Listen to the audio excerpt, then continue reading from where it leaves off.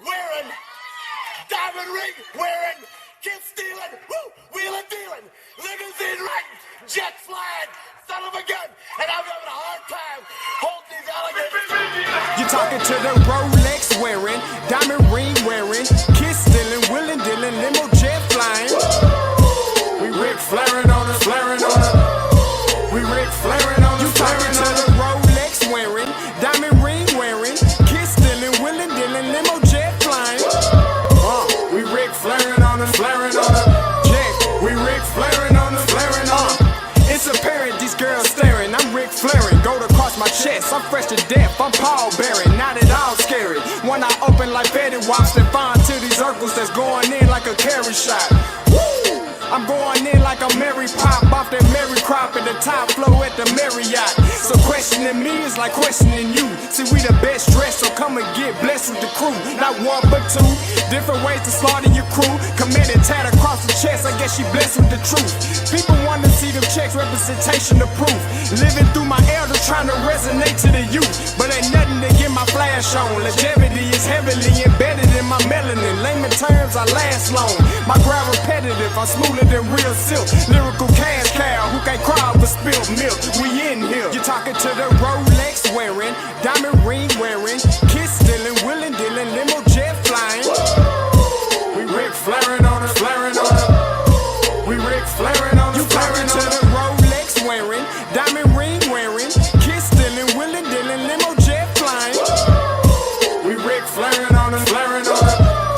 We Rick flaring on us, flaring on us. This ain't no normal situation, this preparation with greatness. Industry full of fakeness, it's really up for the taking. See, life is what happened to you, more so how you take it. Don't get stripped of your knowledge and mentally leave you naked.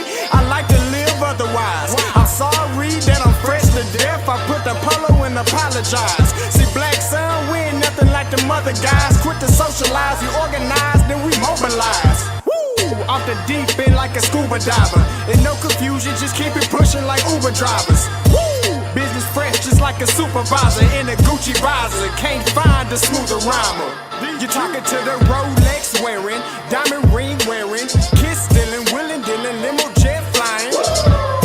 We Rick flaring on us, flaring on us. We Rick flaring on us. You talking to the Rolex wearing, diamond ring wearing, kiss stealing, wheeling dealing, limo jet flying. We Rick flaring on us, flaring on us. We Rick flaring on us, flaring on us.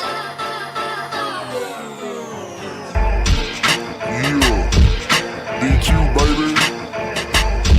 Shout out that boy Nigga for that fire track. Hey, Black Sun, sun up. What's up, Vinny Vegas? What in Vegas? Yeah. Shout out Pharaoh's Kids, D-Phase, yeah, Bubba C, yeah, Rick flaring on them, Rick flaring on them, Rick flaring on them, Rick flaring, sun up, baby. Hey, yo, Scotty, I'm back. Season 2, we here. Next level, bigger and better. Let's go. See me letting go. I'ma lose control. I'm not afraid to fall. Watch me drink it in and feel it all. 8 p.m. Monday night, so you know it's time to tune in to the Afterglow show.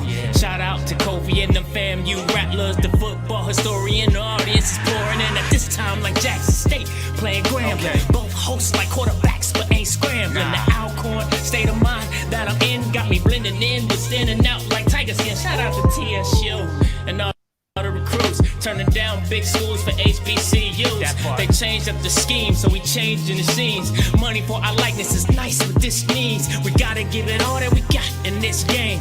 Black college grad myself, I went to pain. Pick, run, hit, or throw, that's your option. Discussing the coaches, wins, and the losses on the Afterglow. See me letting go. Scotty, you went crazy. I'ma lose control. Every Monday night at 8, I'm not super crazy. afraid to fall. Featuring Watch me Kofi and your drink boy it Scotty. in and feel it all. You know what time it is? Go, Let's go. You heard me. Let's go, season 2. go. Enjoy. Woo! It's Monday night, baby. We ain't talking about football. Listen, you already know this is the hottest Monday show ever on YouTube. Whatever you want to call it, whatever you want to do, whoever you want to compare it to, it ain't the same. It ain't the same. And listen, this show could be nothing without my brother. You already know. Go away. What up, boy? What up, boy? What up, boy? What's good, Go? Listen, first of all, how many greens do you FAMUans have? Because that green is like a lime green. The green behind you is like a forest green. I don't know. Like, listen, they say Southern got a lot of blues. You Bama's got a lot of greens. We got a lot of greens. Now, we don't do, this is a Kelly. This is what you call Kelly. Kelly green. Kelly, not lime, Kelly. Who's Kelly? Who's Kelly? Kelly green. It was a dance called a Kelly. You did like that? It's a Kelly green. Hey, oh, okay. I like that. Kelly. Kelly. Okay. Kelly. There it is. Kelly green. I ain't know there was somebody said they got that Sprite green. That Sprite. Sprite green. Sprite green.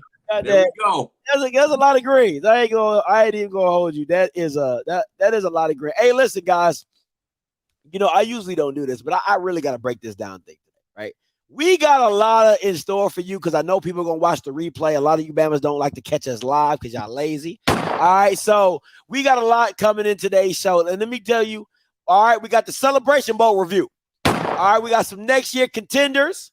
All right, we're going to talk about the transfer portal. You see how I did that there? And then we got a new segment called Ag Santa.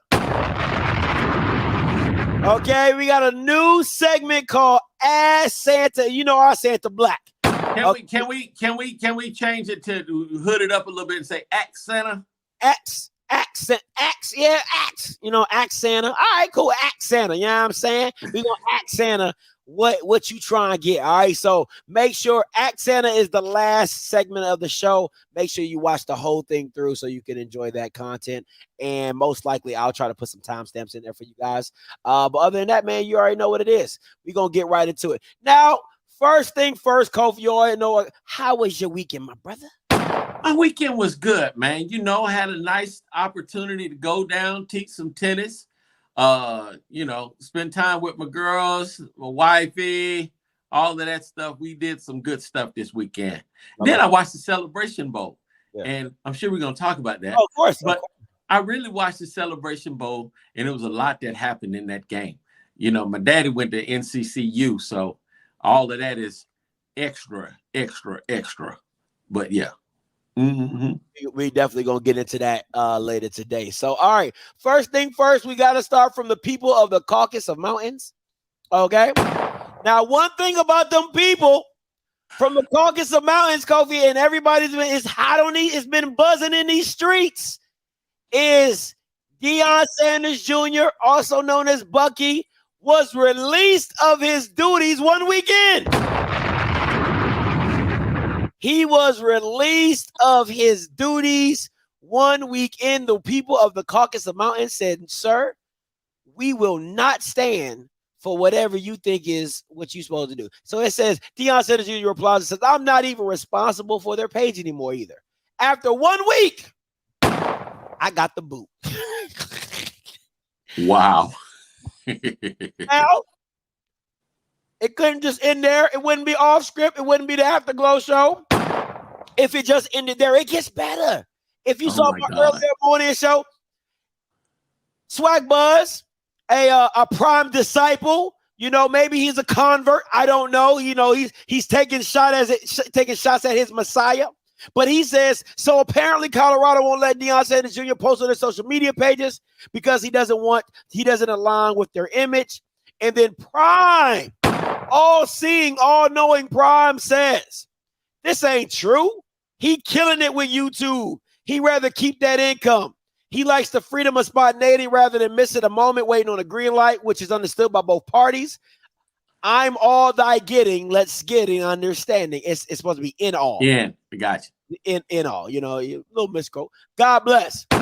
Kofi, what's your opinions of the Caucasus Mountains and the new regime of Coach Prime starting off on a bad foot?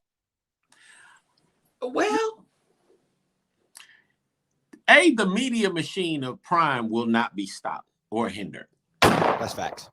So it ain't really stopping nothing. It's just the way that they want to do it. I think it's just a separation of what they want Colorado to be and what's going to be Coach Prime's. Media is what Coach Prime does. His team, he's done it for years, so I don't see anything stopping with that, and I don't see a whole lot stopping with what Colorado wants to do either. I think by the time it's all said and done, they're going to be out there. Listen, I said it earlier in the morning show. White people just move differently. White people just, you can't have, you listen, man. You ain't got to tell me. Jackson.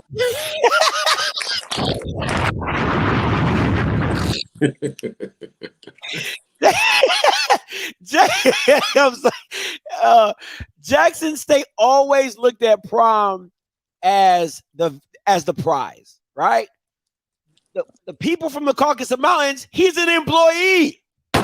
You work for CU, okay? CU does not work for you, all right? At Jackson, it was more or less like Jackson was working for Dion, and then Dion would do something for Jackson. That's not the same in this situation, and that's the situation you go into where the hirer is going to put you in your place when you cross a boundary that they feel that you shouldn't do, or we're not going to allow you to do. Now, my question is this, and I kind of brought it up in the morning show, is how much freedom do you think they're going to give Dion in how he moves his operations? Because the one thing I said when he was at Jackson was it's a lot of Jackson State stuff in these videos that they ain't getting paid for. And CU and white people of the Caucasus Mountains, they got lawyers on top of lawyers. They're not scared to sue you for whatever they feel necessary for. So where do you see this going for well-off media and everything going forward, Kofi? What I see is a boardroom with some conversations that are going to be had in regards to what the boundaries are, so that this sort of thing doesn't hit the media, because all it does is bring additional confusion, and Colorado doesn't want the confusion. They want everything to stay copacetic, everything to just move like this or trending upward. They can take the trending upward. What they don't want is Hollywood. They don't want too much Hollywood. They want a little bit, as long as it gets them the players they want, but they don't want too much Hollywood. Yeah. Yeah, I like that. You know, I want the sizzle, but don't pop. I want the grease to pop. You know what I'm saying? Right. Like, I don't want all that stuff on me. You know what I'm saying? You like, when you go to a fancy restaurant and you be like, yeah, let me get the beef Wellington without cook medium well, you know, without the mushrooms, without the shrooms, without the. They be like, bro, this ain't even the. Right.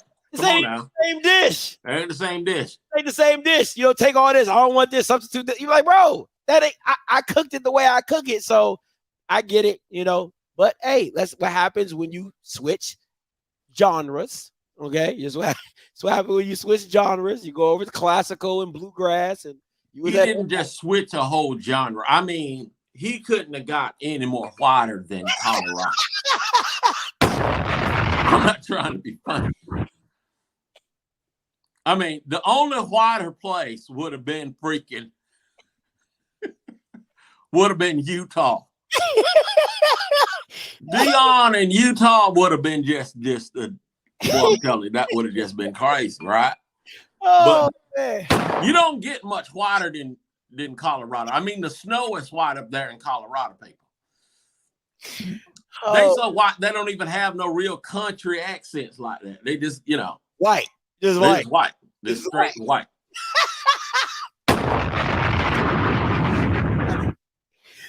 What does that even mean? Just white. But them people got so much money. All right, so listen. So the average tennis lesson in the A is going to cost you $40.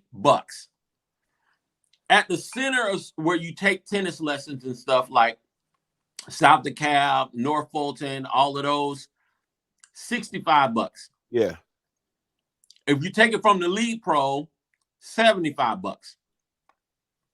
Aspen, Colorado, $300. Ooh. That's just to pick up the racket. That's just to step on the indoor court. Yeah. That's different. Yeah, that's $300. Yeah, that's because you're gonna be taking it from a person like a Martina Navratilova, one of them people. Yeah, yeah, I'm good. I'm good on I'm that. just saying. All right, it won't be under 100. I got two things. All right, do you want to go commercial break first, or do you want to? We can go to the Dion's last service, the last church service. I got video footage of Dion's last church service, and then we'll go to a commercial break. I'm gonna need some time with that church service. So let's go on and go to the commercial break. Okay, we're gonna take a quick commercial break, and then we're gonna show you Deion Sanders' last church service, and then we're gonna get your celebration review. This is your time on the Afterglow Show. Stay tuned. Invest in ourselves. We're investing in what's next for all of us. Growing, creating, making moves. That move us all forward. Together, we are Black beyond measure. You just gave us all a brand new iPhone 13. We've been customers for years. We got iPhone 13s too. Switched 2 minutes ago, literally right before this. iPhone 13 on us on any unlimited plan for every customer, with plans starting at just $35. All on the network more people rely on. Oh, hi there. I'm Scott from Scott Bennett Associates. Are you or a family member that you love suffering from prime pox? You might see symptoms of excessive crying, excessive tears, excessive chants of I believe, or most importantly, still worshiping Jesus Christ Jr. as he's gone away. Have no fear, the I love. Scott Bennett Associates, we're here. Please call us at 1-800-PRIME-POX. I say again, that's 1-800-PRIME-POX. Now you may be asking, how did I get this disease?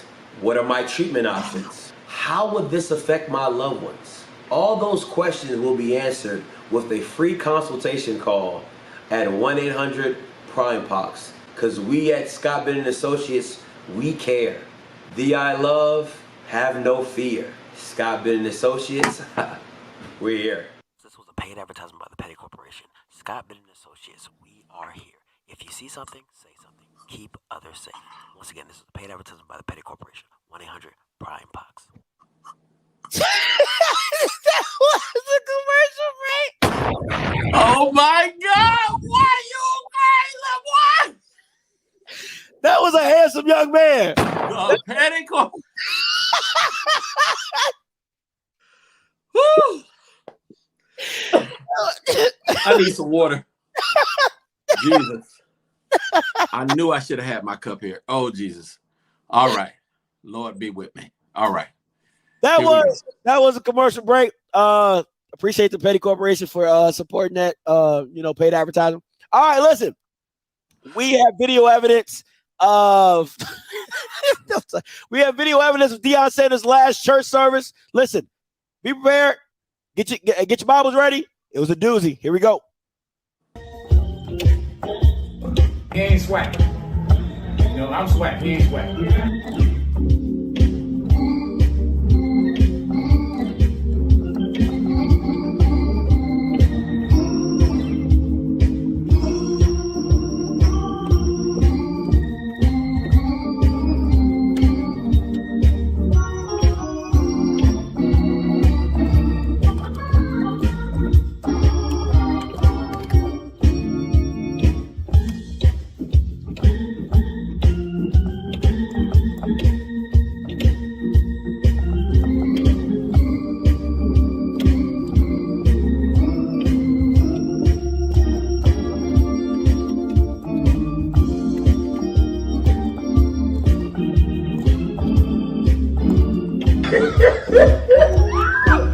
Oh no. Oh my God, Jesus.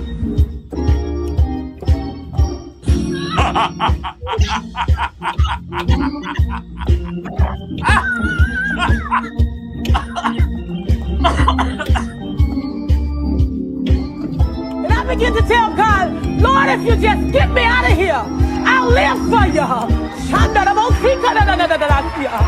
begin to tell God, get me out, Jesus. Get me out, Jesus. Get me.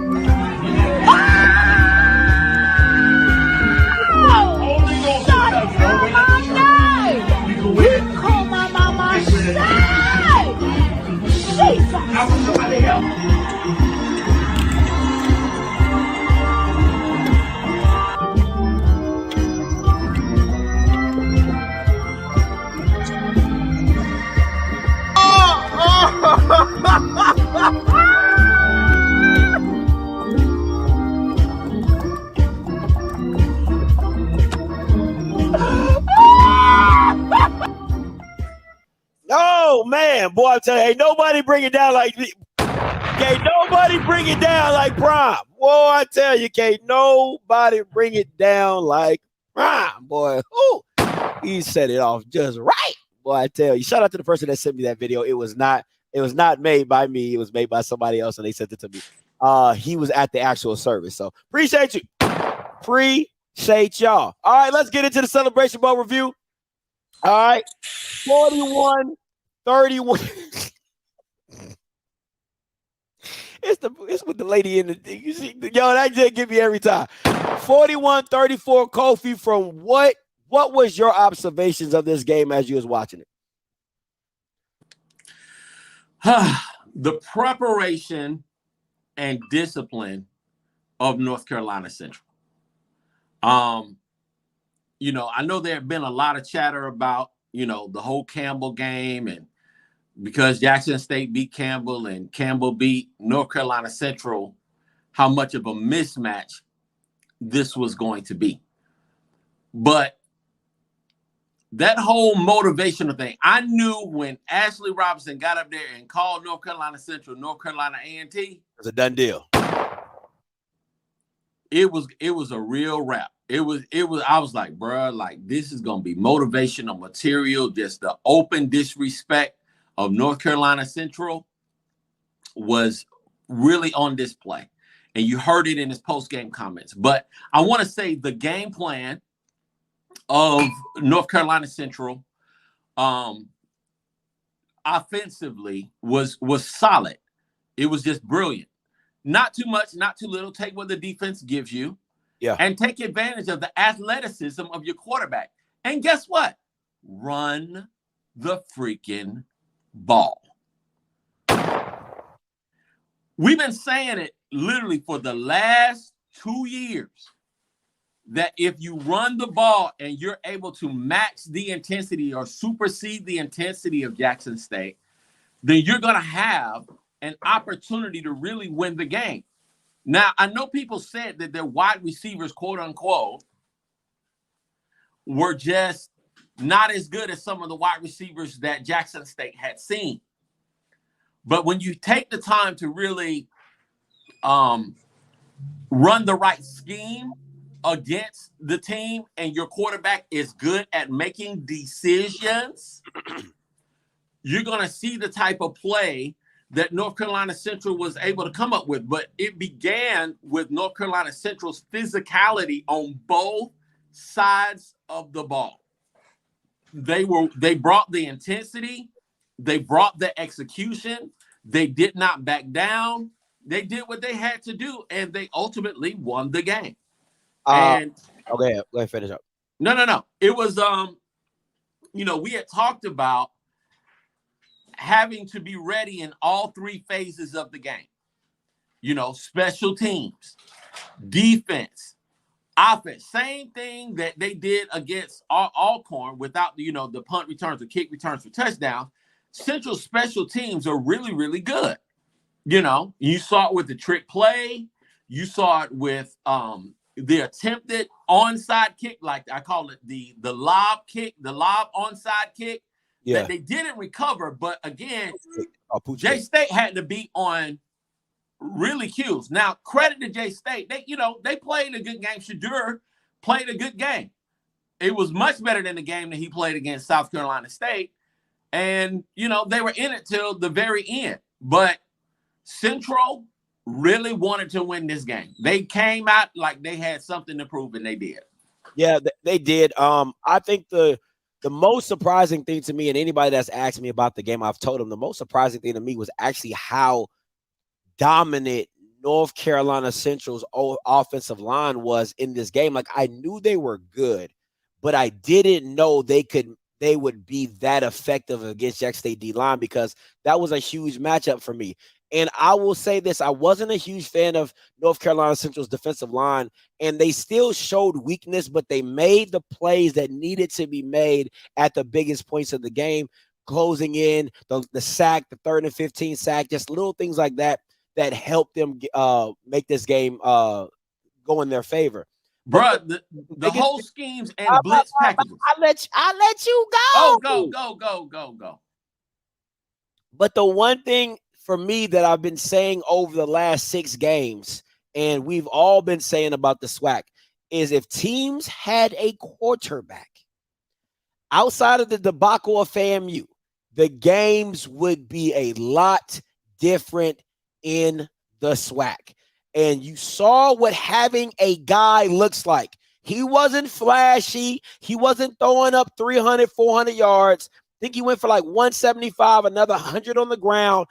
Great game manager, kept his team in front of the change. And the biggest thing for me was the mental fortitude of him to see his defense give up that last-second touchdown, to know he was going to have to drive the ball for a touchdown or some type of score, preferably a touchdown, and put his team back up. He went out there. The team led it, did his damn thing, and got the touchdown. I thought that was mental fortitude beyond belief, and the team had it and everything like that. What else, Cole? What you got?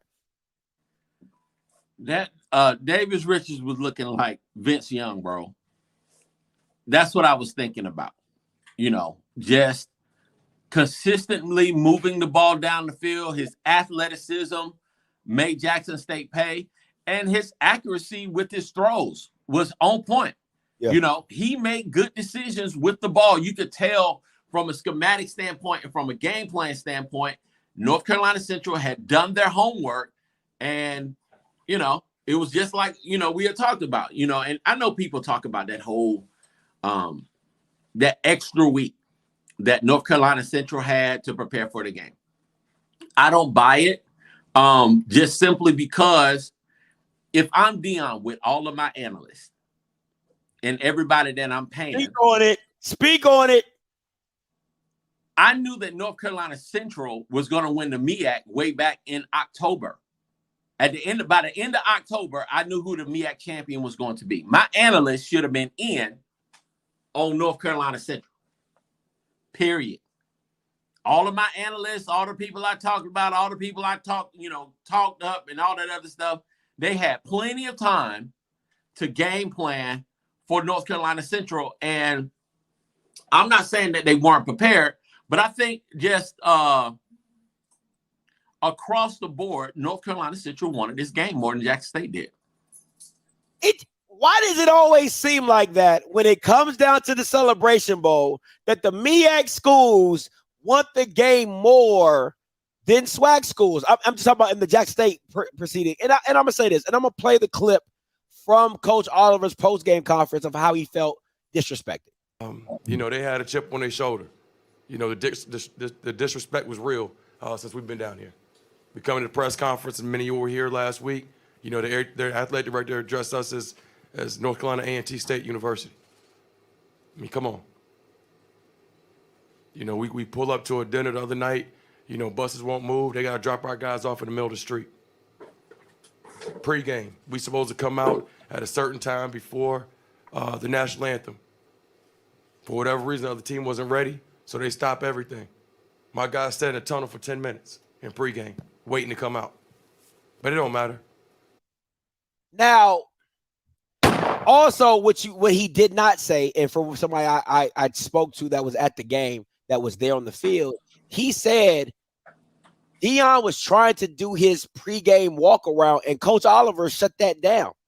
Because it was on their time. So Coach Oliver was like, nah, he gotta go back around. So one, Dion was not able, and then also Jackson State players had walked to North Carolina Central side for literally no apparent reason, because you're giving, you know how the games are, you're giving a side to stretch or whatever, but you had Aubrey Miller walk all the way down to the end zone of North Carolina Central. There's video footage of that. And then another player follows Aubrey as well. And they get into I don't want to say a fisticuff, but kind of like an argument. You know what I'm saying? So my question to you, Kofi, is does JSU give too much bulletin board material to these teams? Because I heard the exact same thing at South Carolina State last year. Players are telling me, Scotty, every luncheon, every function, every meeting, Jackson State players are just running their mouth.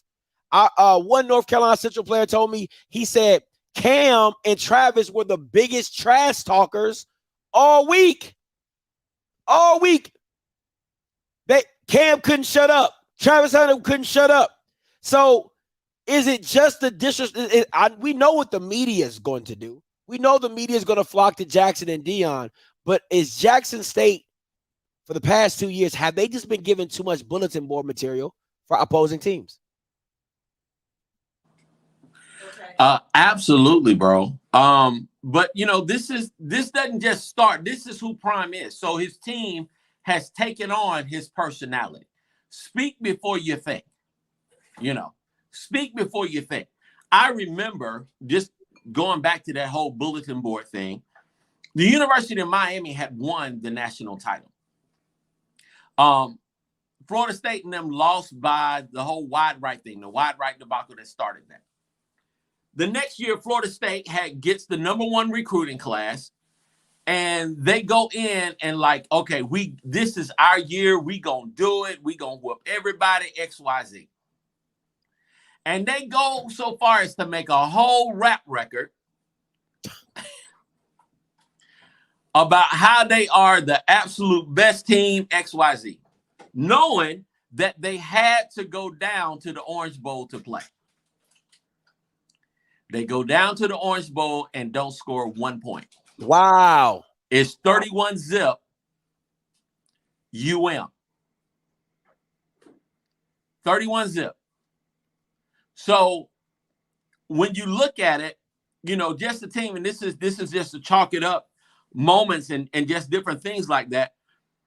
Coaches really, I would have liked to have seen, especially with everything going on, Coach Prime's team be a little bit more aware of where they are in focus. But we said, you know, distraction was going to come into question. It was going to be in focus sooner or later with this team.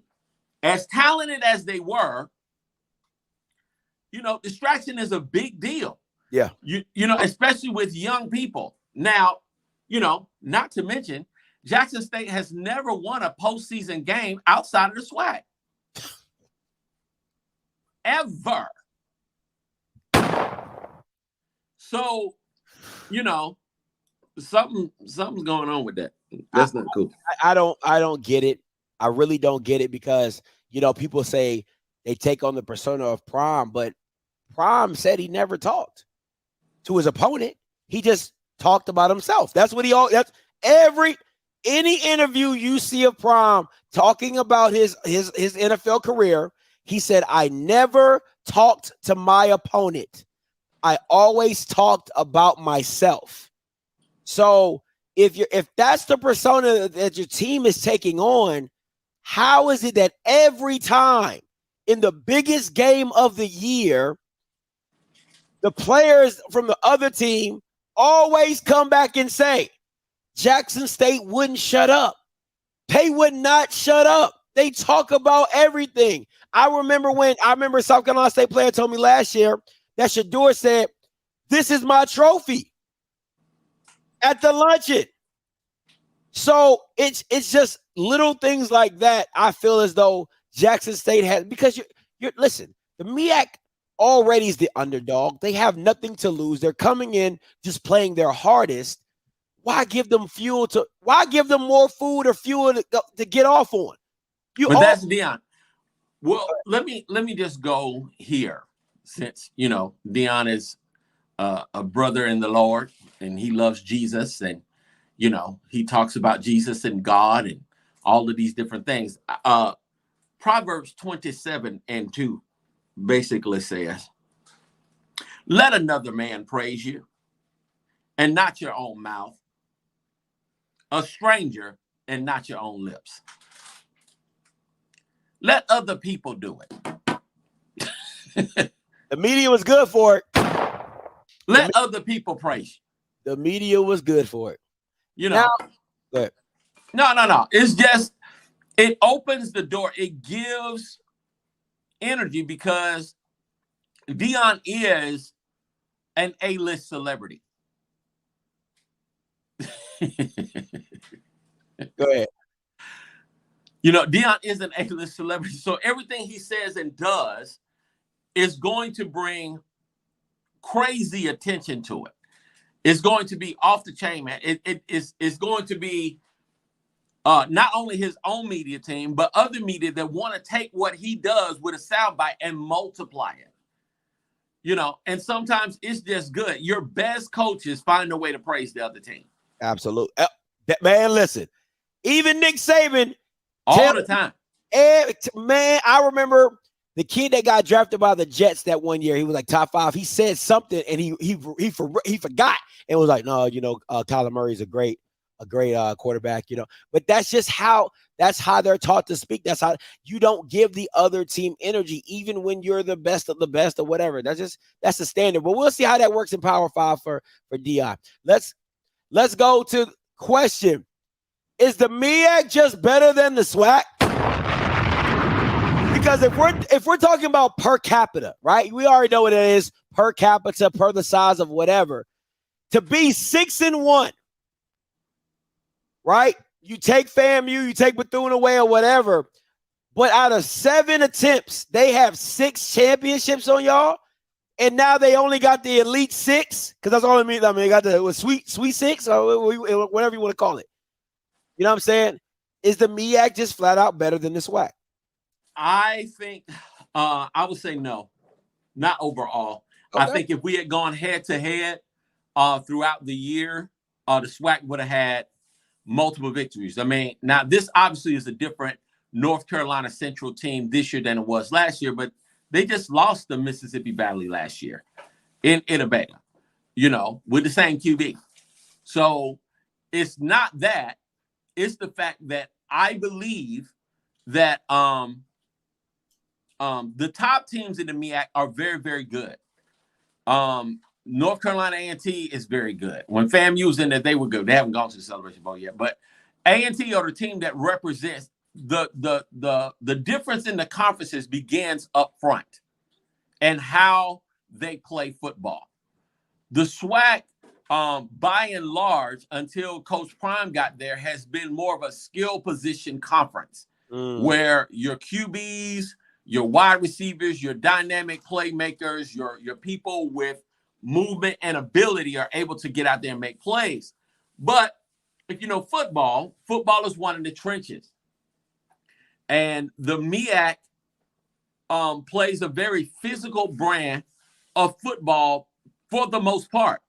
Even if you look at your Howards, your Delaware States, your definitely South Carolina State, and what you're going to see with Morgan and North Carolina Central, they're used to a very physical brand of football. And the other thing with North Carolina Central is that their schedule made them battle-tested for stuff. They weren't overwhelmed by the moment. They had already played New Hampshire. They had already played a number of teams out of conference. So they knew who they were, and they had the time to prepare. I don't think the MEAC is better, but I will say that the brand of football that the MEAC plays is not normally what the SWAC plays, especially the teams that have won. Even Alcorn, as good as they are or as consistent as they've been, they don't consistently face a physical team that tries to run up the gut and exposes your ability to tackle in creases and tackle in space. And the MEAC is going to force you to do that. My issue is this. If you can't beat them, join them. Like, that doesn't even, like, if the it's clearly working. All right, 6-1, you're clearly working. How does one brand of football understand that the trenches is the epitome of football, and then the other conference is like, oh, we like pageantry, we like the outside, we like the flash, and we like the sizzle, and the sizzle's getting your ass whooped every time. Every time. You know, I've seen a bunch of comments again, just going back to this whole MEAC has more time to prepare. That has nothing to do with it. Okay. 1 week is not that much of a difference. And again, if you had a shred, if your coaches had a shred of common sense with analysts and all this other stuff that you got, you should have had them scouting North Carolina Central and watching them, because they were clearly the MEAC favorite all year long. You know, and they were on TV multiple times for you to watch them. So not doing your homework is not an excuse. Listen, man. Okay. This is what pisses me off about the notion of, oh, Scotty, they had more time to prepare. Right? I've seen teams in the SWAC play Jackson State week 10, week 11, and still don't understand how to scheme. I've watched 2 years of SWAC football, and I've literally been like, oh my God, it is week 10, it is week 11, and you still don't understand what they're trying to do to you. You still can't understand how they try to attack you. It doesn't make sense to me. Listen, guys, if you want, I will say this, and I'm going to keep saying this. The game was not won because North Carolina Central had a week to prepare. That's not why this game was won.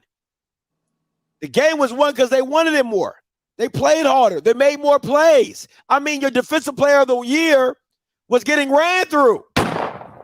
Cam, second team all SWAC, ran through. Travis Hunter, newcomer, freshman, whatever you want to call him, getting thrown on. So explain to me how 1 or 2 weeks, 3 weeks, 1 week, whatever you want to, how does that embody what was seen on the field? And what was seen on the field was an undisciplined team. Bro, and I know we're going to talk about it, you know, but last year it was South Carolina State throwing the Jackson State players across the field. I mean, they was throwing them all over the place. But this year, the boy from North Carolina Central that ran that rock got his arm out there, the arm of God, and pushed that boy.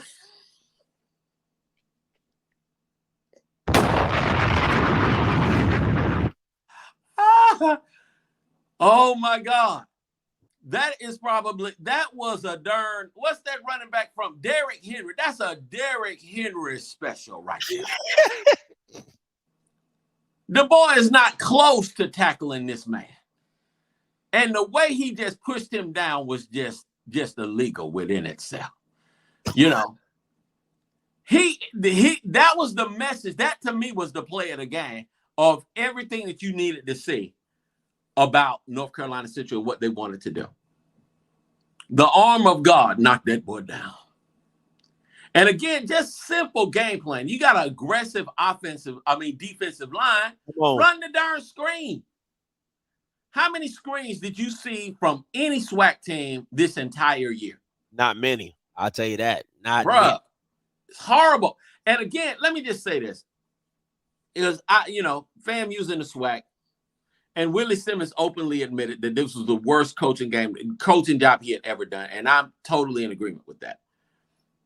But everybody, not one team, not nary one, did anything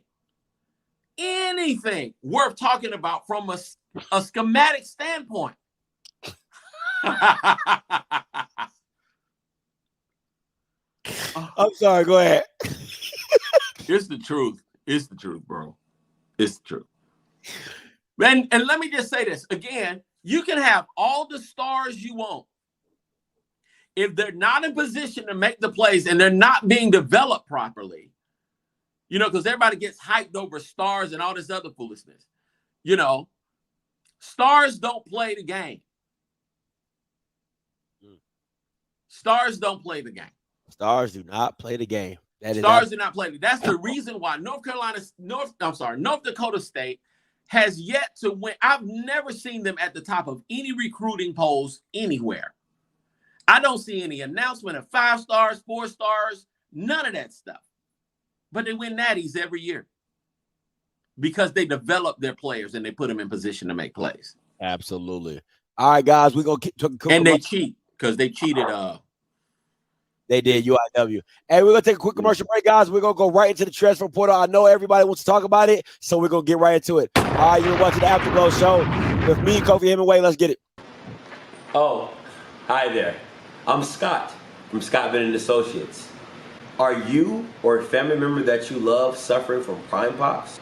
You might see symptoms of excessive crying, excessive tears, excessive chants of I believe, or most importantly, still worshiping Jesus Christ Jr. as he's gone away. Have no fear, the I love. Scott Bennett Associates, we're here. Please call us at 1-800-PRIME-POX. I say again, that's 1-800-PRIME-POX. Now you may be asking, how did I get this disease? What are my treatment options? How would this affect my loved ones? All those questions will be answered with a free consultation call at 1-800-PRIME-POX. Because we at Scott Bennett Associates, we care. The I love, have no fear. Scott Bennett Associates, we're here. This was a paid advertisement by the Petty Corporation. Scott Bennett Associates, we are here. If you see something, say something. Keep others safe. Once again, this is a paid advertisement by the Petty Corporation. 1-800-PRIME-POX. All right. I think that commercials might be going on for a whole year. at least until next season when they get. All right, let's get to this. Let's get into this prime portal. Let's get into the transfer portal or the few or far or whatever. Listen, you got to start with the hot one. The hot news. You know what them Southern fans are doing? Hey! Hey! Hey!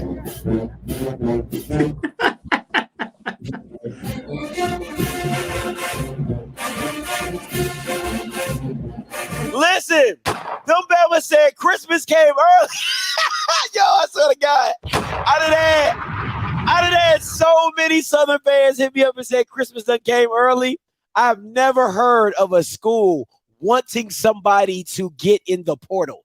Like literally wanting people to get in the portal. What you got, Gof?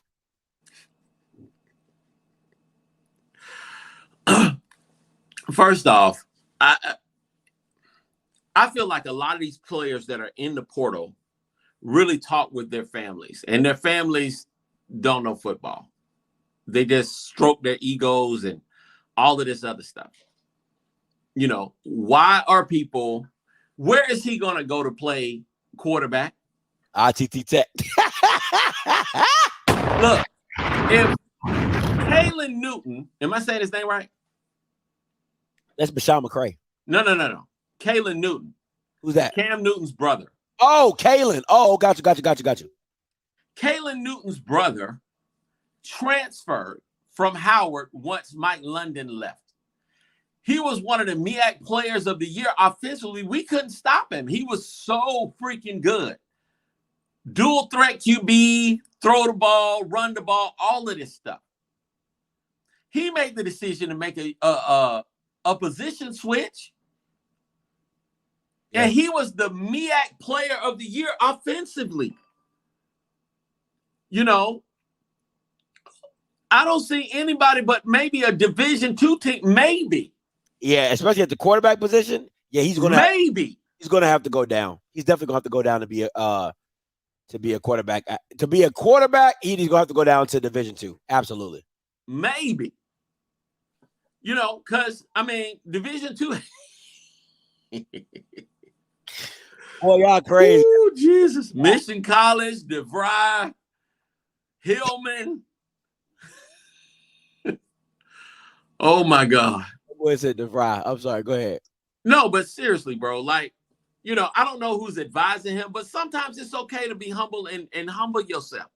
You know, play another position if you want to be there. You know, and it's okay. So I believe everybody needs a Simon Cowell in their life to tell them the truth. You are not a singer. You're not a good singer, or you suck at this particular thing. Right. You know, somebody in your life has to tell you the truth and give you the writing on the wall so you can make an accurate decision of yourself.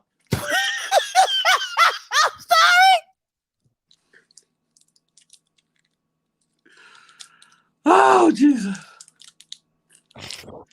Boy, y'all need to get off this app today, okay? Y'all need to go.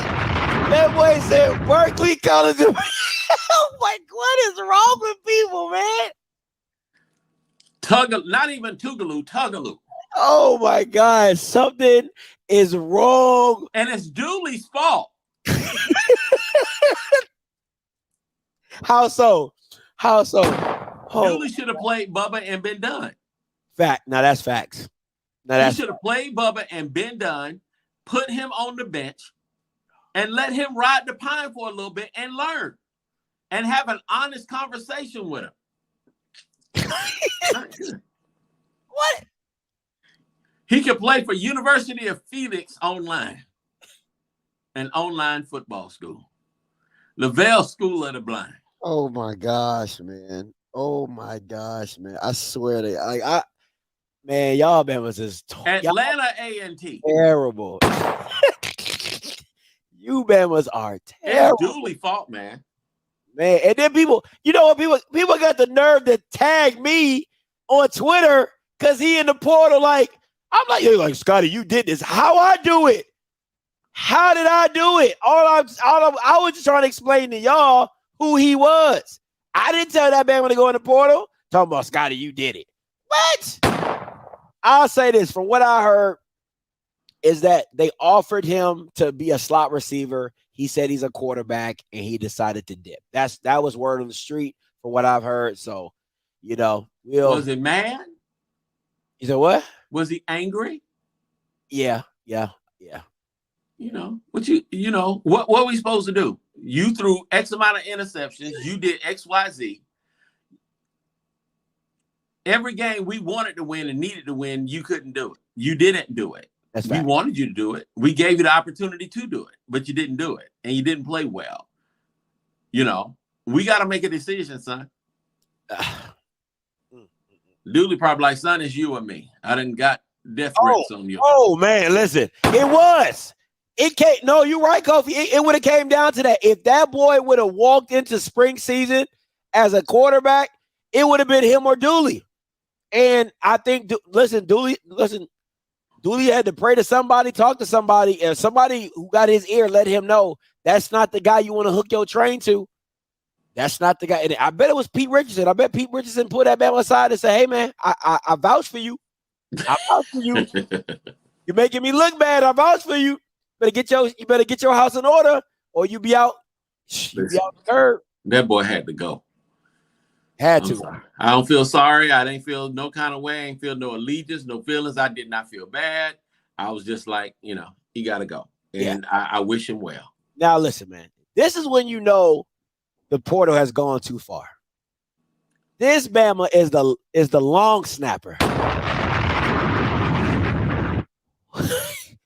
Hold up. I was like, first of all, HBC Premier Sports called this Bama the lone snapper. That's how you know them Bamas don't even know football. You know what I'm saying? They call this man a long snapper. Kofi, who gives a damn about the long snapper? Who cares about the bro?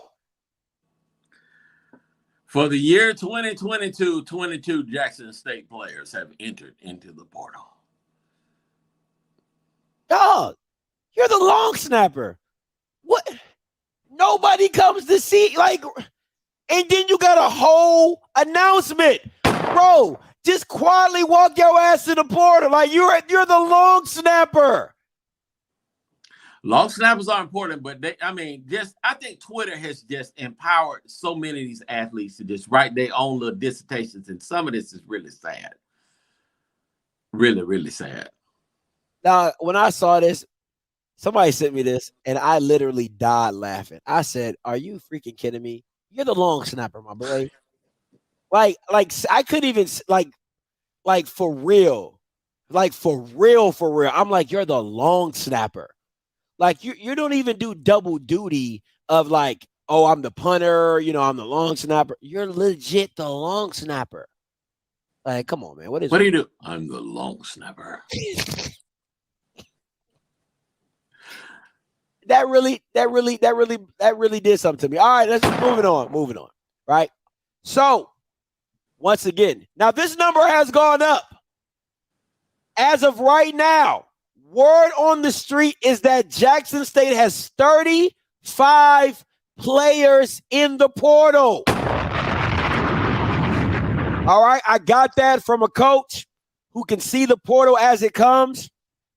He literally sent me a picture of the list of players. It was 35 players. Mark Pope was the only player that had withdrawn his thing. From somebody told me that it was 31 players was the record in FCS or in college football, I believe. Blue Bloods can be my backup if I'm right or wrong. And that's still some key players that have not declared. You still got Weidman. You still got Gaines. You still got Rucker. You still got Quay. You still got Wilkerson. So this could literally be up to 40 kids in the portal. Kofi, this is crazy, bro. This is crazy. Not only is it crazy, it's really sad. And for me, it's downright disrespectful because the Jackson State football program is going to be dependent on players who left the institution to actually graduate and do well. If half of these people don't do well, that's going to plummet the APR. Woo! That's going to plummet the whole APR, and that's going to cause Jackson State to have to go on probation. All for some people that were there for Dion. You know, and that's not fair to Jackson State. In all sincerity, that's really not fair. I'm disappointed, and I know the portal has changed a lot of things for a lot of people, but Jackson State doesn't deserve this. Not this. Their fans don't deserve this. As much as I would want to, you know, be the burden bearer of bad news. The burden bearer of bad news. But they don't deserve this, man. This is not cool. 35, that's a third of the team. Yeah. You know, and if it's growing, that could be over half of the team that's gone that TC Taylor's going to have to start with. Now, the good news is it's so many players in the portal. What's up, Aubrey? It's so many players in the portal that Jackson State will be able to recover.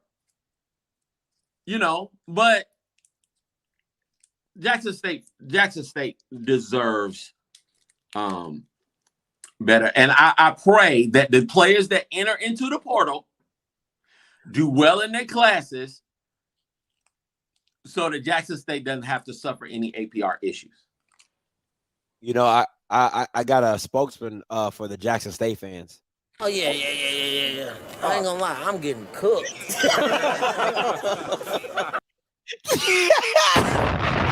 Hey, no man was getting cooked, boy. Like, I'm telling you, you can't turn your head without a Jackson State, without a Jackson State joke going on in these streets.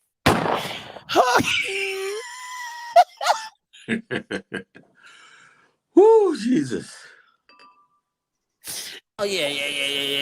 I ain't gonna lie, I'm getting cooked.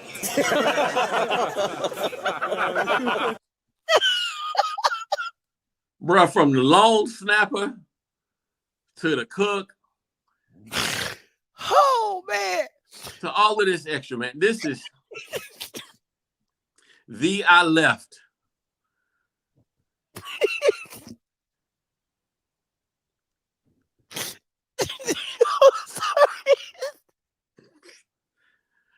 If the sonic boom leaves, that's a wrap. I mean, if them babbas show up in Colorado, oh my God, with some new gear on, bro.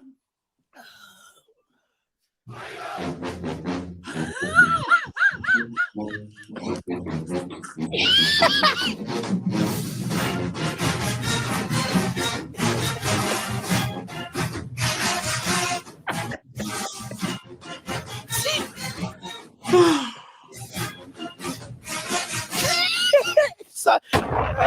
man! Oh, the sonic sound of mayo. That's what the Right. It's all I keep hearing is, you know, Jesus Christ. Oh God. The sonic boom has entered the transfer portal.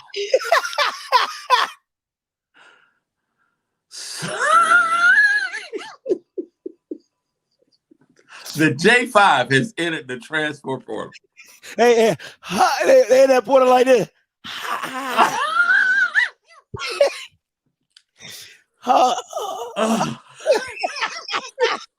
Shimmy that. Shimmy that.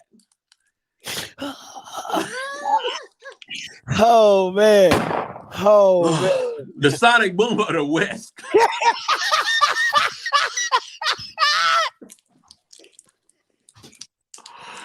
Oh God. Oh man. Back to life. Oh Back man. to reality. Yo, Isaiah's on one. That boy said, I believe. Oh man. Yo, y'all man was it. Oh, here we go.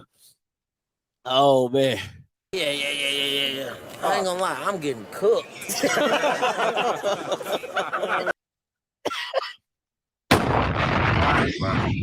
Dried and laid to the side. Oh man. Oh, my stomach hurt. Oh man, that was the sonic boom of the Rockies. Oh my gosh. Listen, there's only one question though. I only got one question for you. Baby, who is Swipe? Who is Swipe? I wake up motivated. I wake up motivated. That's all that is. I wake up motivated. 60,000 pom-poms into the portal. Man, the pom-poms have entered the portal. Oh my gosh, man. Y'all Bamas is funny tonight. Well, y'all Bamas is on one tonight. All right, listen. Last segment of the night.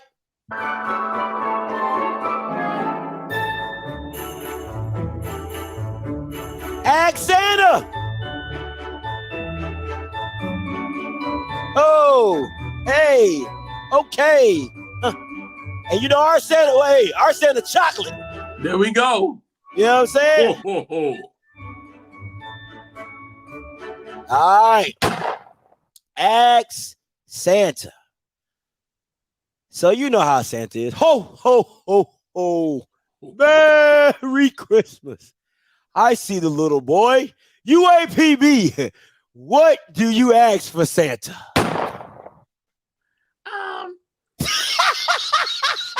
Something is wrong with you. I want a coach. Can we get a coach for Christmas? Santa?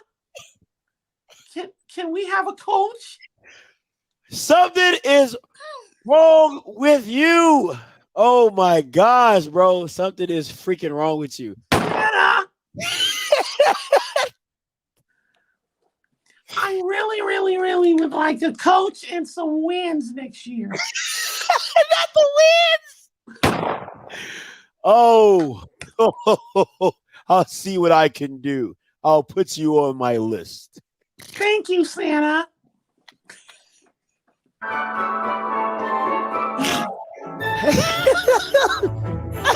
Something is wrong with you. Oh man. Ho, ho, ho, ho, ho. Oh, next up, little girl. How can I help you? What would you ask Santa for Christmas? Santa? Santa, like, it's been hard on us down in the valley and everything. And people thought we was P-Valley, but I want to know if we can move down to Division 2.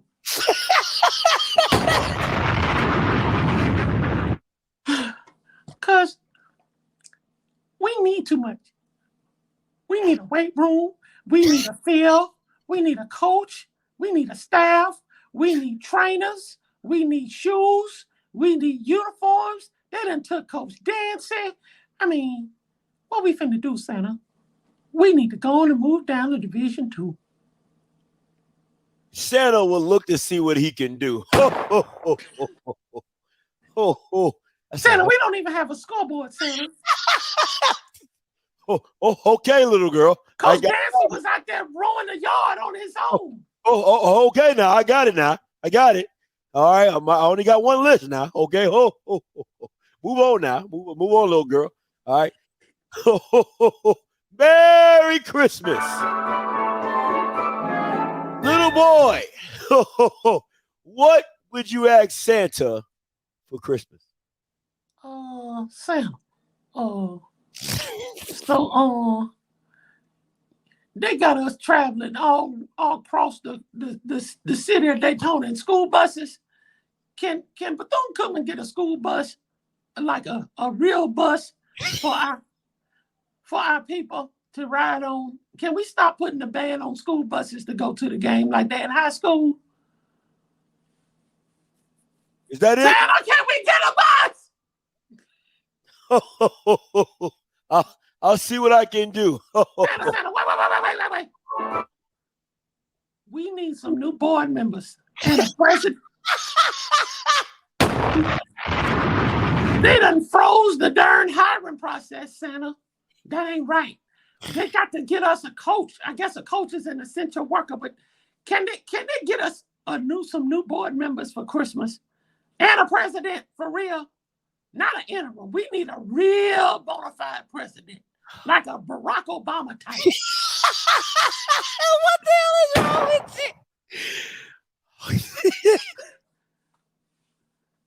Maybe if he bring a Barack Obama type, can he bring a Michelle type too? Oh my God. We need one. I'll see what I can do, little boy. Next up. Little boy. What would you like for Christmas? Coach, Santa, so can we get some people that actually care about us? Because don't nobody care about Delaware State. And we need some people that actually care about Delaware State. Do you care about Santa in Delaware State, Santa? I care. I care, little boy. I care. Santa cares. Next up, little boy. What would you have Santa do for this Christmas? The gumbo and the food is good down here now, but we need Coach Pete to stay out of our business and stop running stuff. We get Coach Peter to stop running his. Sorry. Coach Peter ain't the coach no more. Can we get somebody else to advise Coach Dooley? Can we get us a QB for Christmas? We really need a QB. Couple of them, actually. A QB and an OC. Put you on my list. Thank you, Santa. No problem, little boy. Next up. Merry Christmas. What can Santa do for you? Well, Santa, we from BMO, so. Hey, that's not how we talk. That's not how we talk. We from BMO. We all right up here. That's not how we talk, but go ahead. Don't be messing with us, though, Santa. We good. Just get us some more 5 stars and 4 stars. Coach Wilson got us right where we need to be. Yo, you ain't shit. I ain't going. That is not how we talk. Oh my God, that's not how we talk. Boy, we can be more up in here. We squirrel. We squirrel like Ray Lewis.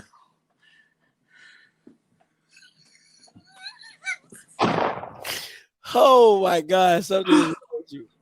Boy, He said that little boy sound rough. We all right up in here, B-Mo. We good. Oh, that boy 12 going on 30.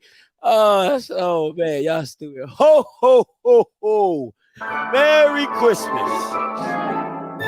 What can Santa do for you? Santa, can you tell the Body family to calm down, please? Tell them to calm down, because we don't need them to go nowhere. We need them to stay right here in Houston. We need them to stay. I'll be looking at the portal every day, praying that Andrew Body don't go into the portal. I'll be praying every day. Santa, I just need to know one thing. If we could just get the bodies to calm down, get them a drink or something for Christmas. Get them some nice eggnog and some hottie toddies and, some back rubs or something. But don't let them go nowhere, Santa. Don't let them go. Understood. Oh, wait, Santa. We need some fans that actually care. These Bammers don't even show up to homecoming, Santa. We need some people. Lord, no, we need them. Oh. We ain't bad as the... Oh, I was going to say something. I'll wait. I rest of my list. Okay. Oh, man. Next up. Merry Christmas. What can Santa do for you? Can we resurrect T'Challa to come play for us? I'm done. We need T'Challa and his new son to come play for us. T'Challa! Oh my God! I'm not dealing with you, bro.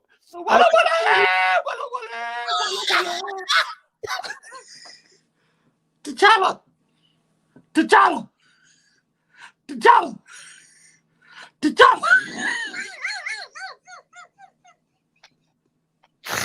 Oh! For real, though, that boy was running the ball. I saw him running Thanos' little glove in the movie, right? In Endgame, and he was leaping over people. And I feel like T'Challa could really run that ball for us and take us to the Celebration Bowl. T'Challa and his Haitian son, all of them. Oh my God. Dog, something is wrong with you, bro. Something is seriously. Oh man. My cheeks hurt. Man. Oh man. What can Santa do for you? Look down there in Alabama. We just need us to, stop talking. Get Scotty to stop calling that guy a real estate agent and just this time. But what we need is a QB. We get us a QB, I think we can compete for the SWAC title. Oh yeah, and get us some We Are SWAC paraphernalia. Get everybody that's in the SWAC some We Are SWAC paraphernalia, especially send it to them people over there in Jackson. Oh my goodness. They gonna need it. Oh my goodness. Understood, little boy. Oh, next up. Merry Christmas. What can Santa do for you? Santa? Oh, Santa. Yes. Can we get the Golden Girls some winter clothes? Because they are dead naked and everything. And we don't need them to go to P Valley. But on the real, we need McDonough to get us a real QB this time.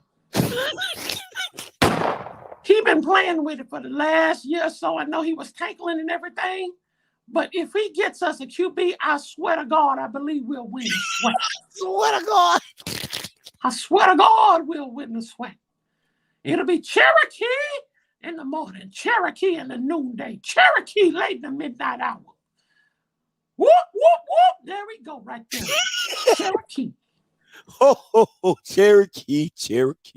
Oh, next up. Oh, Merry Christmas. What can Santa do for you? Lord, we need Coach Pugh to just stay alive for about 3 more years in here.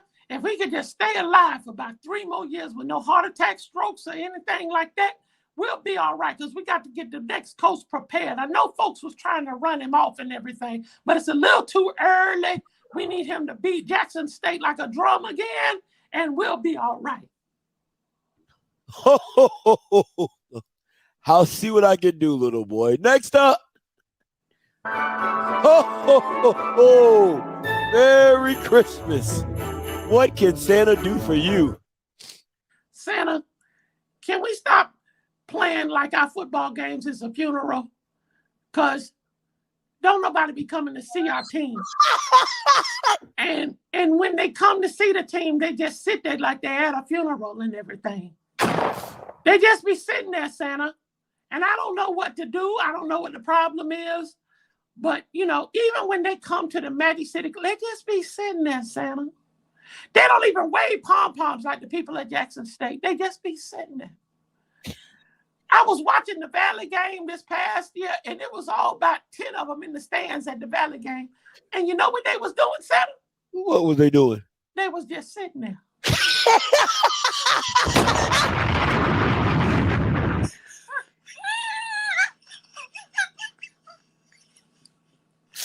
I mean, Santa, I know we bougie and everything, and we talk a lot, you know, Maine is quite a character and everything, but we really don't be caring about football down here in Alabama A&M, and it's starting to show, and our swag is starting to leave, and people starting to talk bad about our fans just sitting there. Can you get our fans some real spirit, please? Oh, I'll give them some spirit, okay?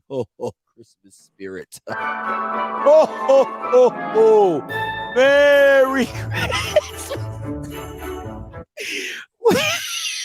You know why this is so funny? What can Santa do for you? Now, Santa, I got to say this. We was feeling real jealous and everything when P. Diddy got his happy ass up there and gave Jackson State $1 million. And that nigga didn't even go to Jackson State. He could have given us that $1 million, knowing how the budget be treating us and everything down here at Howard University. Can you get P. Diddy to give us about $2 million and we'll be good? $2 million. Okay. Writing it down. $2 million from Diddy. Merry Christmas. Merry Christmas. What can Santa do for you? Hugh gives a damn, Santa. Hugh gives a damn. That's what we want Hugh to give, is a damn. We want him to give a damn about our football team and stop having their players to sing the alma mater around fountains and stuff and then look a wretched mess. Can we stop that, please? Understood. Oh, yeah. Can we please get Art Browse to change his name to something else so people won't know who he is and Hugh can bring him in? Art Browse as well. Okay. We're going to change his name.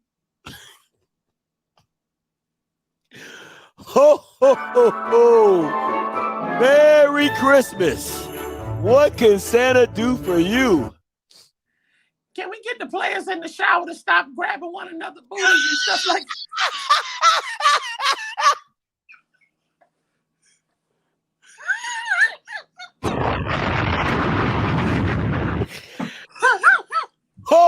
Santa won't touch that one. Man. Hey, Santa, I wasn't done. You done moved on. Okay, I see how you do it. All right. What can Santa do for you? We want another natty. We need our coach with that edge like he brought to the A. We need him about ready to cuss people out. Call us A&T for all we care. We got us a natty, and we want us another one. Can we get a stadium, though? Can we get an actual stadium that seats more than 10,000 people? It looked kind of rickety for our national championship. You know, they got a whole box seats down there in the corner of the end zone. Who want to sit down there? New stadium. Oh, yes, got you. Next up, Merry Christmas. Tell Santa what he can do for you. Now, Santa, we need Coach Willie to stop willing and win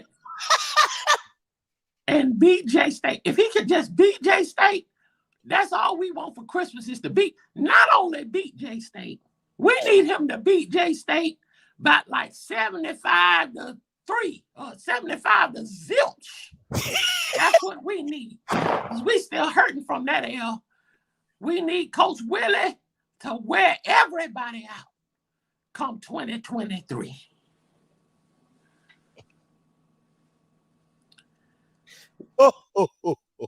And I ain't asked for no compliance team because the word is they done got it squared away for our AD done got up in there and everything. So I ain't have to ask for that one. So that's already taken care of. But if it is another issue,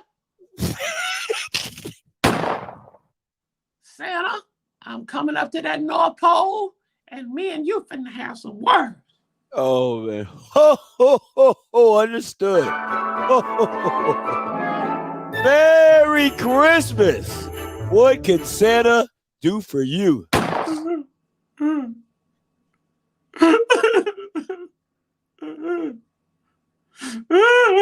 Why so sad? Santa, can you bring us some players and a staff? Everybody leaving. Santa, we need our potholes fixed. Santa, we need some water for God's sake. It's been 12 months. Clean water, Santa. Clean water. Santa, we need safe streets out here in Jackson. Coach Prime went out there talking about the crime. Left a bad taste in our mouth. People was ready to fight. People was ready to fight. We don't even want Dion back. We love our TC, but Santa, TC can't coach the Roaches. He can't coach the Rats. He needs players. He don't have nobody to coach right now. He don't even have a team, don't have a staff. Lord, we don't need you, Santa. We need Jesus. Lord Jesus. Lord, we need Jesus right here. Oh, my God. Because I believe in you, because Coach Prime left us with that whole thing. The belief thing is still up. So I believe we're going to have more than 50 players this year, Lord. I believe, Santa, but bring us some players and a staff and some more of them analysts, and we should be all right. Santa couldn't write all of that, but I'll make sure I get back to you. And that was Ag Santa. Kofi, something wrong with you, bro. I'll just tell you that right now. Something is seriously wrong with you. Call lines are open.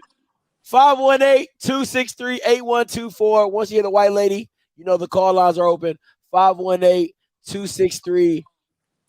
There is one other participant in the conference. 24. Call lines are open. All right, 7848 coming to you. Hey, calling you live. There is one other participant in the conference. Hello. Yes, you're live. Hey, how you doing? I'm doing fine.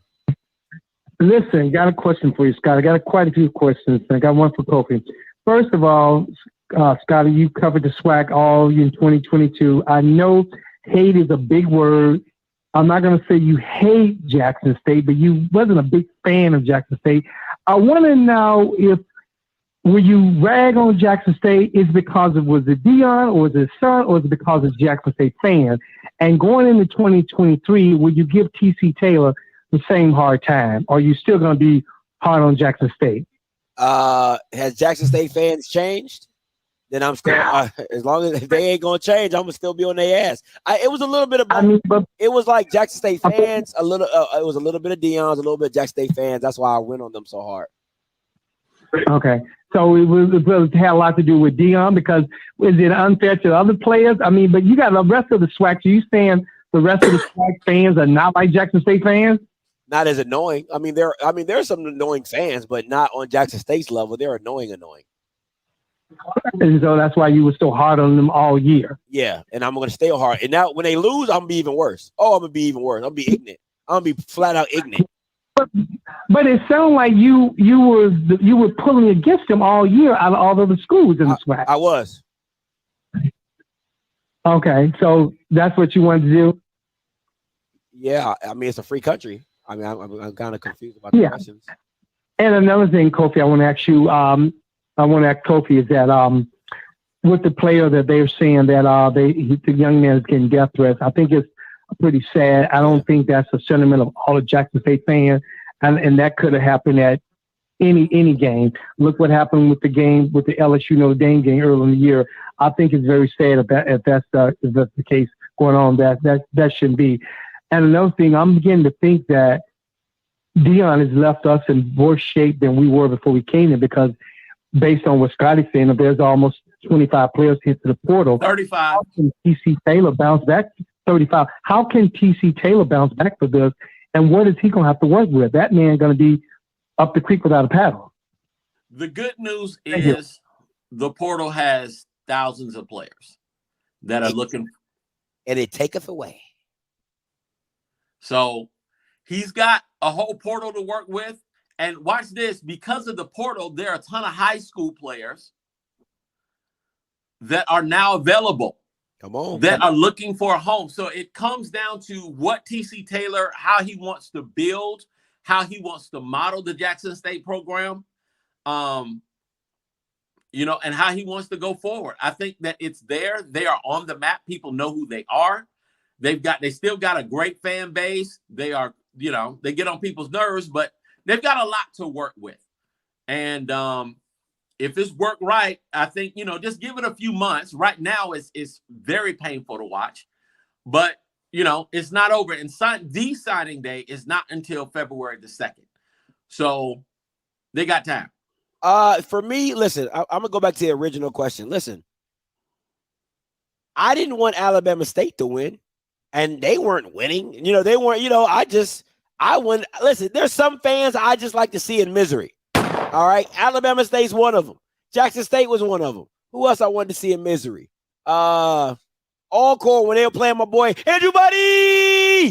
Listen, man. Some people I just like to see in misery, and it's okay. But nobody would I rather see worse misery than Jackson State at this point in time. And when them Bamas, PV2. Oh yeah, definitely PV. Oh, definitely. Thank you guys. Definitely PV. You know what I'm saying? But when Jackson State when they go 3-8 and 4-7, they thought I was doing shows about them when they was winning. Oh man, listen. I'm gonna talk about y'all ass every time y'all lose, man. I'm gonna talk about y'all like when the cows come on, bro. It's gonna be prom ain't gonna stop nothing over here. I'm just trying to say this. Let me say this about Scott. Scotty is an equal opportunist petty dude. It don't matter what your school is, and if it's just your turn, it's just really your turn. If I was sitting with him at the South Carolina State game, and he was ready to be extremely petty if we had lost that game. I saw it in his spirit, but thanks be to God. I was this close. I was this close. Thanks be to God. We would have been a mess after the game and doing our little post game show. That would have been something else. Because, but again, let me just say it's all fun and games. And everybody dish it out. When you dish it out, you have to be able to take it.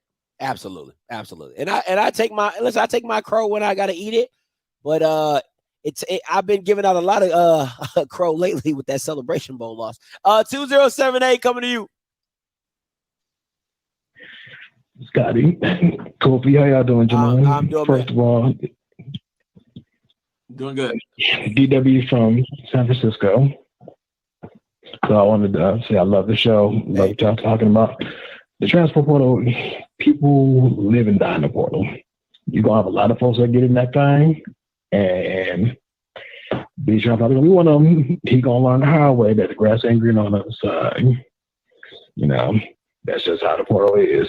You get some who going to get picked up and some that's just going to find out they should stay where they were. Love the show. Appreciate all that you're doing for HBCUs. Been a fan for a minute, so Keep doing what you're doing. That's on the segment. You need to be clipped and separate because that was dead serious laughter. Thank you. Appreciate it. Mr. Campbell, coming to you. Scotty. What's good?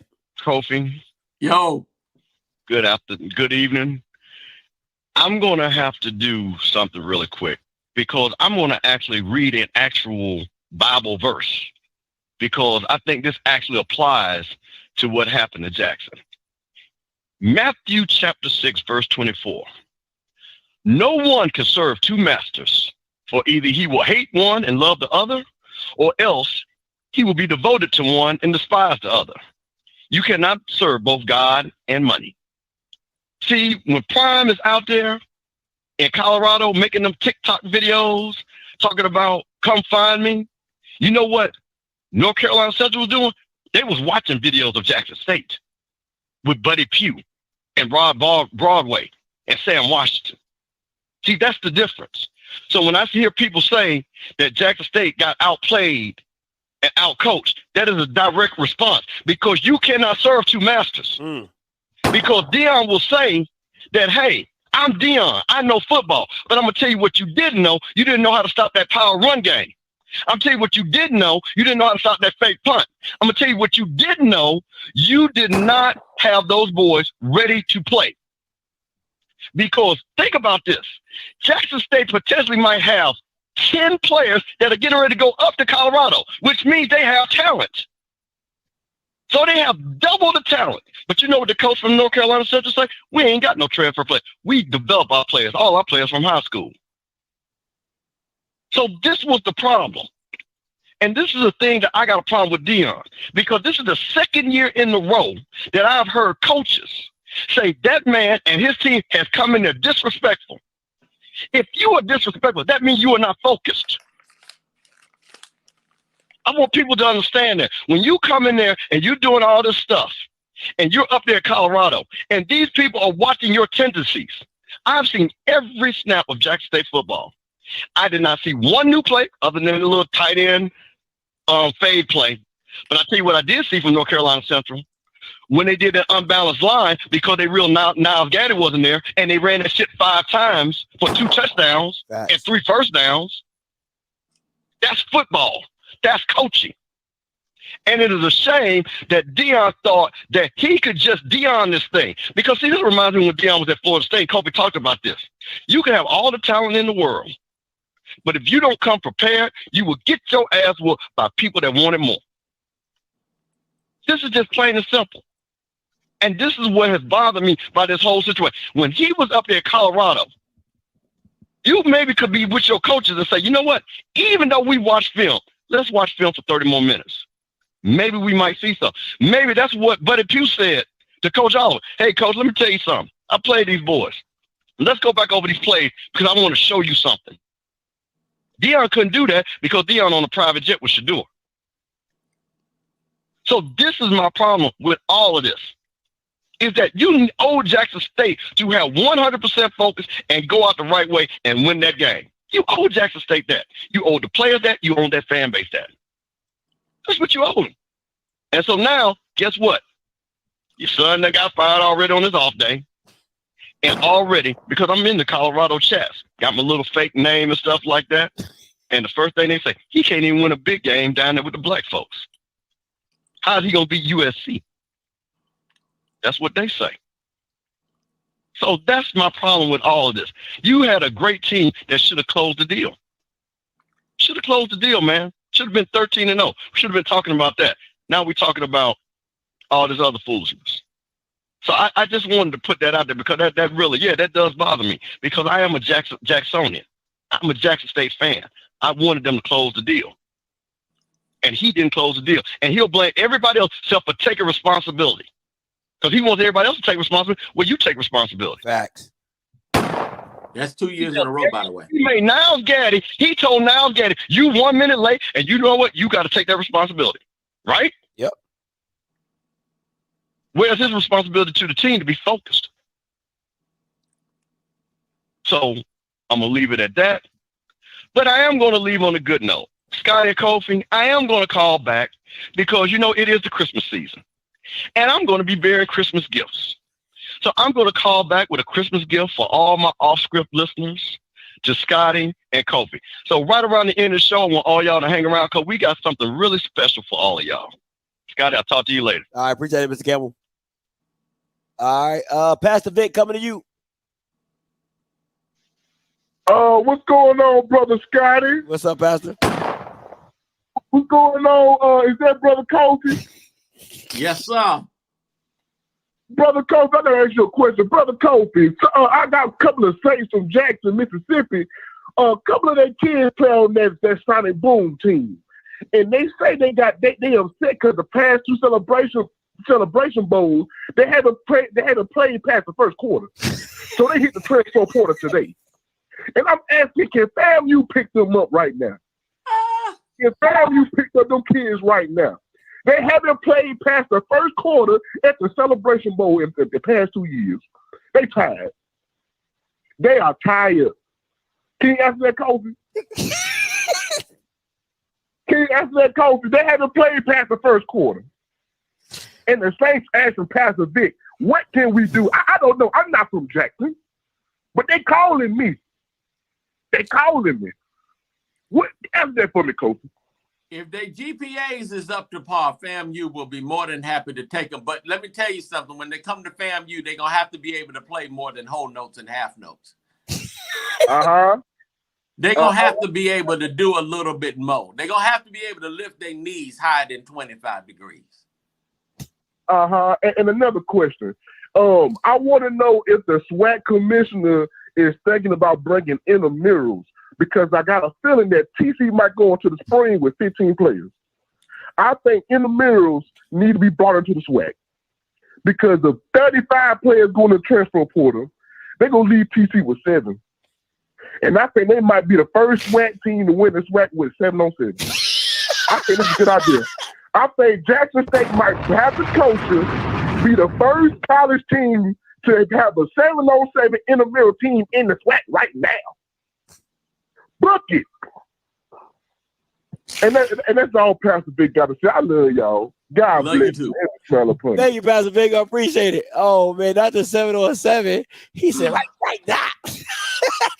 Right that. Oh, man. 87. 87. That 8-man football. Yeah, that's real up in that Midwest area. 8700 coming to you. Hey, calling you live. What's good, Scotty? This is Thomas. What's good, Kofi? First of all, I just want to get on you, bro. I called in the other day, and I'm hoarse from the Jaguars and Cowboys game. So, oh God, I just want to say, hey man, how about the Cowboys? First of all, y'all feel them boys or not? Like, what's going on with that? Gave over that lead. Listen, I just want to give you a hard time about that. No, and I'm gonna respond to this. Listen, this is my show, so we can take it wherever we want to go. You want to go Cowboys and Jaguars? God dang it, we'll go Cowboys and Jaguars. You know what I'm saying? So we can take it there. No, okay, listen, man. I have never been to a game where a group of people walked out so sad and shocked. They thought that the Jaguars was going to go in there and lay down after y'all went up by them 17 points, and my boy Trevor Lawrence and crew ball that did their thing, bro. Okay. Did their thing, you gonna let me respond? You gonna let me respond? I mean, you still talking? Go ahead, bro. All right. So listen, this is my thing with the Cowboys, right? I never get upset with things that I know, right? I'm not a Dak fan. Mm-hmm. I know Dak is not the future. I didn't want us to pay $40 million to Dak anyway, right? So when I watch a game, it kind of takes me back to the old Tony Romo days where I know in the biggest moments, something is going to happen. We should have lost the Texans game, if I'm being honest with you. Dak got lucky. Like I call a spade a spade. He got lucky. Dak has just never been, he's just never been that guy to me. So if I don't expect anything great from Dak, you know what I'm saying? Like, he beats the bad teams and he loses to the good teams. You know what I'm saying? So that's just who he is at the end of the day. He always wins the games that don't matter and lose the ones that do. But go ahead. This is my rebuttal, though, right? I'm a Jaguar fan, bro. Through and through. I've been since early 90s, bro, 2000, bro. So my thing is, quarterbacks don't grow on trees, bro. Absolutely. And so, so to have somebody that's at least probably top 10ish to like around like mid-tier level, y'all can win with that, bro. I don't think he was the reason why y'all lost the game necessarily, but on the back end, he wasn't the reason why y'all won either. I felt like we made enough plays, like because Jaguars always been like a second half team regardless this year, and bro, y'all defense was just terrible. It was, and it's the thing about it is it's so up and down. Like you think you have a great team one week, and then it's a great, and then it gives up a lot of points the next week. I'll say this, right, and this is my reason why I've never been a Dak fan. I've never been a Dak fan, nor have I been a Kellen Moore fan, right? Because I don't think Kellen Moore uses Dak to his abilities, like running more. He needs to run more. And let me ask you this.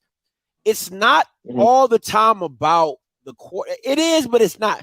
Brock Purdy is not he's not special, but they ask him to do, ask him what to do when they need him to do it. If Dak is a 20 to 30 attempt guy. We should be running the ball for 100 and 200 yards every single game. Dak is not a 40. Y'all need to start. Go ahead. Y'all need to start Tony Pollard more, bro. Thank you. It's over for Zeke, bro. It's over for Zeke. Jesus. Bro. I've been selling this, saying this for the longest, bro. Zeke is not the answer. And for Jerry to pay him all that money, bro, y'all got to get out of that contract, bro, because it's just a bad allocation of funds, bro. Yeah, at this point it is. So, but hey, man, anything else about the SWAC? Yeah, I got. All right, so who y'all got? Like, I know it's super early here. You got the transfer portal and everything. Who y'all got coming out of like SWAC early for next year? I like Grambling and for right now, no, I like Grambling and FAMU because I like the Miles Crawley pickup. I think if Hugh Jackson gets his head out of his butt and he runs the ball and then asks Miles to make some big throws, he can do that. FAMU is bringing a quarterback back with Musa. They got to replace Xavier. That's the hugest loss for them is Xavier. They're trying to figure him out. Hopefully they'll start getting receivers over 5'10". That would help. You know what I'm saying? I mean, I don't know what it is about FAMU and 5'10" guys, but what you got, Kofi? Who you got coming out the SWAC? I think right now FAMU is the favorite in the East. I want to see a little bit more because I think Texas Southern's quietly loading, especially if a lot of that's going to do with what Body does, right? They're quietly loading. Grambling's going to be there, and so is Alcorn State. Yeah. But if Alcorn gets a QB, they're going to be a very, very, very tough out. They will, especially with Jarvion Howard coming back. I think that they reload. If they can reload in that defensive line, I know they got Malachi Bailey coming back and a couple other key pieces. But and listen, low key, they've been recruiting their ass off. Bruh. Yeah, Alcorn's been recruiting their ass off. Don't sleep on the corn, especially now since all them players have hit the portal, no pun intended. But that all that's going to be it. But let me get back to your Jaguars real quick. Doug Peterson was the head coach where before he came to Jacksonville? Philadelphia. Yeah, so he knows Dallas and their personnel pretty well. I want to say also that Lawrence is not an average QB, and when he gets going, he's athletic enough and he's savvy enough to make plays, and you get a team that's hungry, especially like that at home, that momentum shifts, and that's a wrap. It is. 8210 coming to you. Hey, calling you live. How's it going, Scotty? How's it going, Kofi? How's it going this evening? We're doing good. Both. All right. First things first, I want to get started on, because I called earlier. I called earlier and want to give some more insight on the tragic fall in Atlanta. Okay. Jackson State lost that game before he even got started. Okay. Distraction. I know the fans will downplay the distractions, but there was too many distractions. There was, and you could see, especially on defense, you could see it. I noticed it when the players weren't really trying to give forth an effort on making tackles. Okay, there was a couple of plays where NCCU was running the ball down their throats, getting 7-10 yards a pop, and they were just, instead of just wrapping up and delivering the blow, they started leaning on them. They started leaning, and that really stuck out to me, and that really stuck out. It was obvious that they weren't prepared to play, or there were some things that were on their mind, and of course, everything started to come out that there was some things that took place, and it really disrupted the rhythm of the defense. Okay. Yep. Secondly, I agree. Secondly, I agree. It was obvious. Deion got out coached badly, bad, and and it's his own fault. He did it to himself. He can't get mad. He did it to himself. And you have to and the timing of everything is just real. It was just ugly. It was just really bad. And he wasn't devoting his time to, wasn't really devoting his time towards, yes, he's at Colorado, but at the same time, you have to decide at that moment, do you really want this national championship for Jackson State, or do you want to focus on Colorado? You can't have it both ways. He thought he could do that, but it started to show. Okay. And yes, NCCU outcoached them. There were things that I've seen when I watched the replay of the game, the physicality up front, and they did, and of course, coaching. They did a lot of in-game adjustments, such as at first you noticed they started to spread them out. They started to spread out Jackson State, especially when they were playing man-to-man, attacking Shiloh. And you have to land this plane. You have to land the plane sooner or later. Exactly. So, but then it made. Okay, thank you. 5239 coming to you. Hey, calling you live. Yo, what's going on, Scotty? I got 3 questions for you. First thing I want to say before I get the question is, I really don't like how Deion Sanders left Jackson State the way he did. I felt it was unprofessional how, him and, Shador, they went over to Colorado, did all this big promotion. I never seen that done on the college level. I know the Sacramento State coach, he just left and got the head coaching job at Stanford, right? You didn't see him, do all that big thing until he left the school. The other 2 questions I have is this. Do you think that Shiloh Sanders would be in a lot better position if he would have stayed at South Carolina? Do you think he'll be a better player? And do you think that they kind of hurt him going to Jackson State just because of, the new system and everything? And do you think he was playing better while he was at South Carolina? And the last question I had, do you think that when stuff gets out about how they were stealing money from Deion Sanders and all the stuff going on, do you think that would be a real bad look for a lot of the HBCU programs just because you normally hear about stuff like that, around it? Do you think that will hurt Jackson State in the long run? I appreciate the call. Go ahead, Kofi. You can go first. I don't think people are going to say whatever they're going to say about HBCU. I was just talking with someone online, but that's not the case for all HBCUs. But we do need to step up in our resources for our events, our event productions. Let me put it like that. Our event productions, and we have to change the culture with our event productions. So what am I meaning? What am I saying? Deion made mention of the fact that there were 54,000 people in attendance, but when he looked at the ticket counter or the ticket count through Ticketmaster, there were only 28,000 tickets sold. So somebody at the gate, it doesn't necessarily mean that somebody at the gate is taking the money, or somebody in the ticket booth is taking the money. What it could mean is that there are people that are working at the gate that are letting people through the gate in also. And that happens a lot. And I know this because at the Florida Classic, the stadium manager, when we were trying to do a project, she said, Mr. Hemingway, let me tell you, my least favorite game, we run a lot of games during the year. But you know, my least favorite game is, I said, what, man? She's like, we do the Citrus Bowl and all kinds of other stuff, but my least favorite game is that Florida Classic. And you know why? I said, why, man? She said, y'all have people coming in trying to get passes. They come in with fake passes, trying to get in for free. They trying to, you know, come in with all kinds of different tickets and all kinds of other stuff. And they just feel like they're supposed to talk their way in the gate. And that's not right. I said, ma'am, you're absolutely right.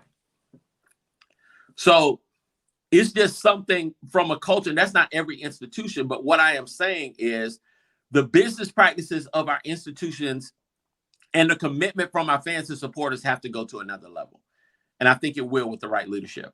I will take the Shiloh, and then I'm going to go back to the ticket thing. The Shiloh situation, I think, is a tough one because the one thing about playing at a higher university and not playing for your dad is there's not too many chances. And I think once Shiloh probably would have, maybe the scheme probably would have fit Shiloh a little bit better. Who's to say? But Shiloh cannot cover in space. And when they first brought Shiloh in, I showed clips of him at Auburn getting beat behind. He doesn't have the hips to play safety. He does not. He can come down, he can hit with the best of them, but he does not have the hips and the range and mobility to play as a safety. It's just not his game. If you did not have Cam, he literally should be what Cam is for Jackson State, in the box safety. Now, going to the ticket situation, this is the thing with the ticket situation. The ticket situation was switched over from Ticketmaster to Impact Tickets. The pushback that I get for Dion is this, because I've been told from Dion's camp, that's what they said. But the pushback I give to that is, how can you lie about tickets that are electronically bought? Unless you can't tell me that if you're saying, if the ticker says 50,000 tickets are sold and you only can keep track of 25 or 28, so you're telling me 22,000 tickets were done by hand? Like, that's just not how today is worked. Everything is done electronically. Everything is done over the internet. Everything is done with a system behind it. So it just doesn't make sense to me how 22,000 tickets could just randomly just go, oh, where's the money?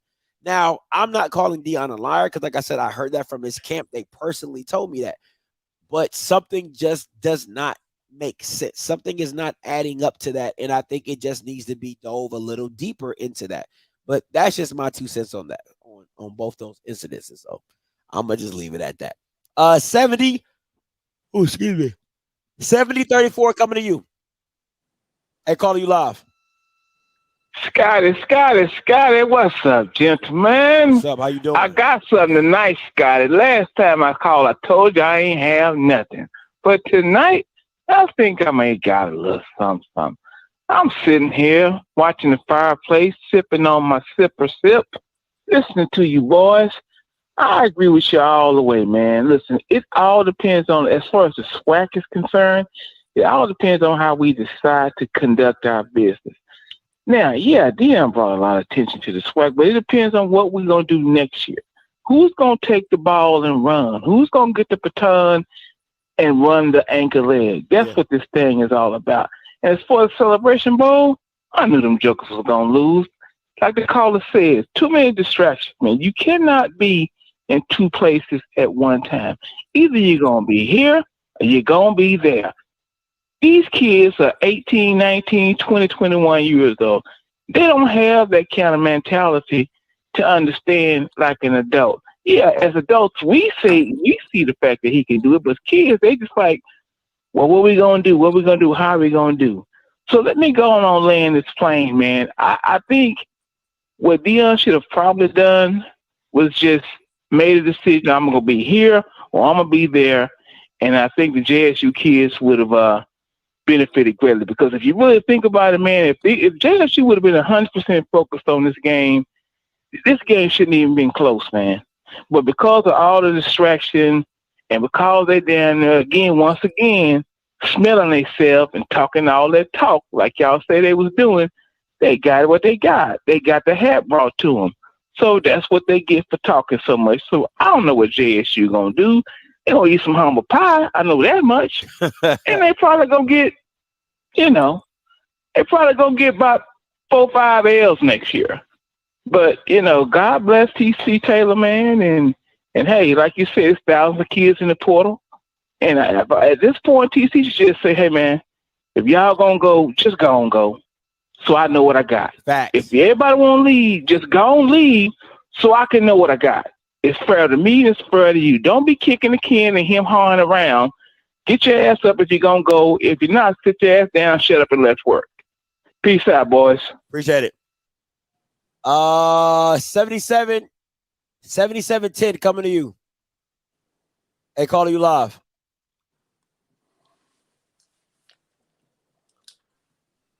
Hey, calling you live. What's up? All right, man, I got a question for you. So I know y'all was talking about FAMU. I had to believe that FAMU will do pretty good. I think that they'll draw out a lot of recruits. And I like how they entered the playoff system, not this year, but this past year, when they played Southeastern. So I like the edge that they have. And I feel like, once they get a lot better, they'll do a lot good in the regular playoff system and draw up. But the question I had to you, as you've seen 35 players, are probably, like you said, that might be transferring from Jackson State. Majority of them are probably going to end up at other FCS programs. So let's just say that becomes the case. Where does that put Jackson State? Just because of because I would say Jackson State FAMU, they do have some of the top of the line facilities in the HBCU level. But what would that mean to you? Just from them leaving Jackson State, does that tell you more about anything? That's about it.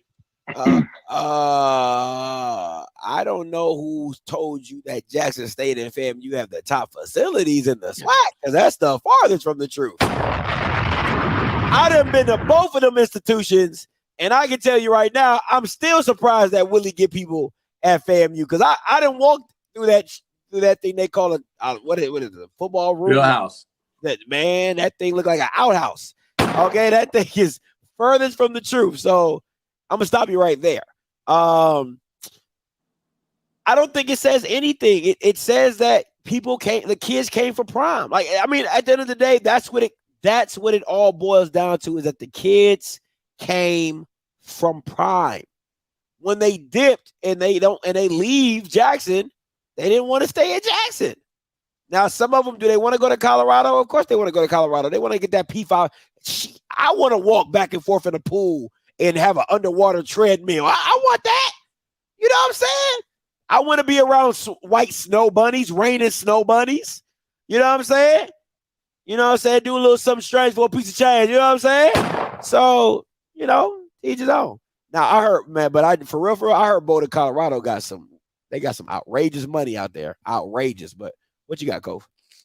No, I mean, Bama State, Prairie View, they have good facilities. Their facilities are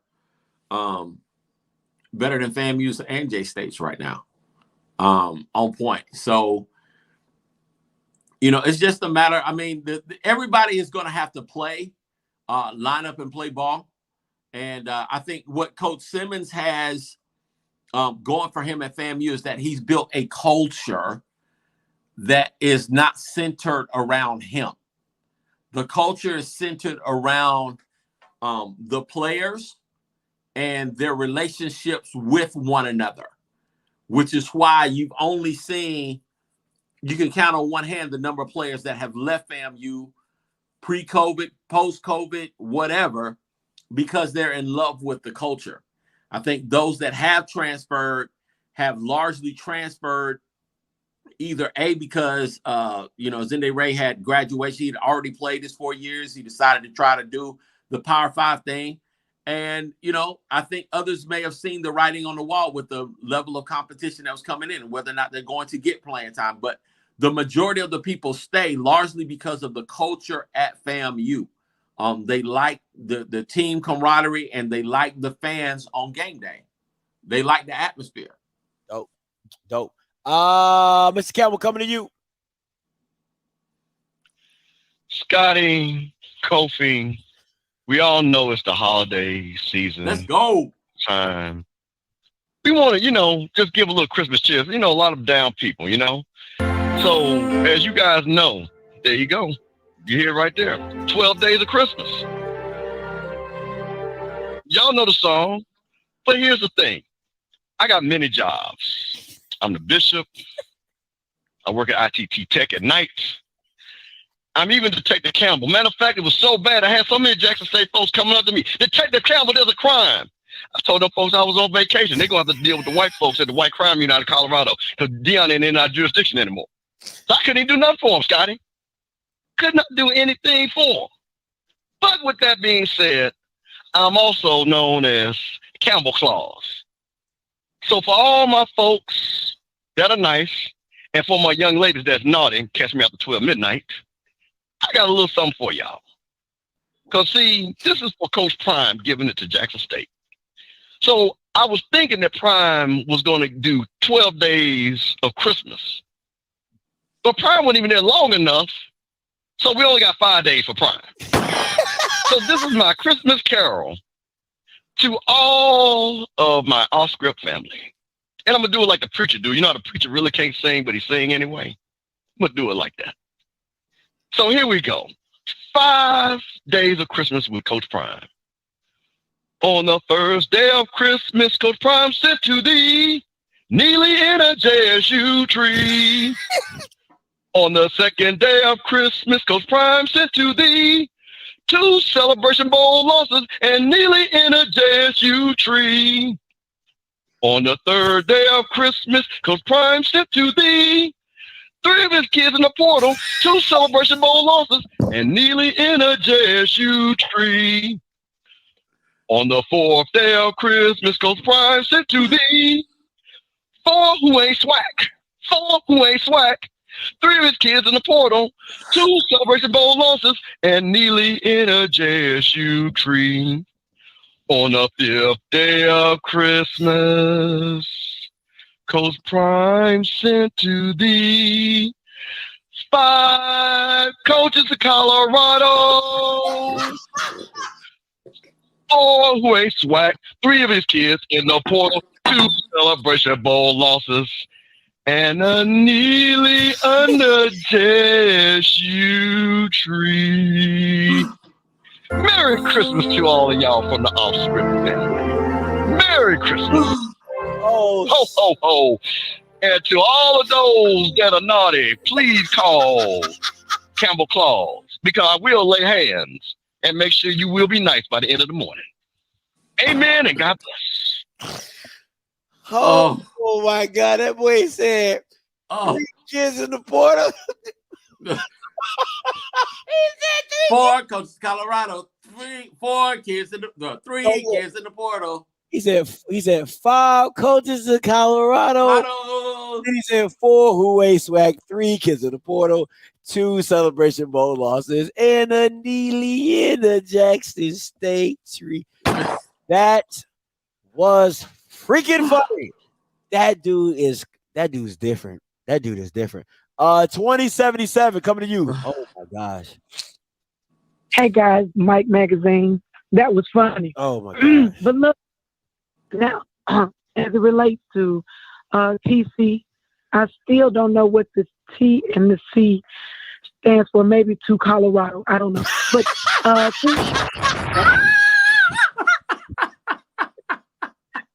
listen. He's gonna have to get in there and win those kids over. He's gonna have to keep it going because those kids were there for Prime. So he's gonna have to make them come there for him. I don't know how TC is gonna do it, but he's got to get out there and build relationships for the university and for himself. You know, I've even heard of people with sleeping with the kids' parents and stuff, but I'm not saying he needs to sleep with the don't sleep with the mamas.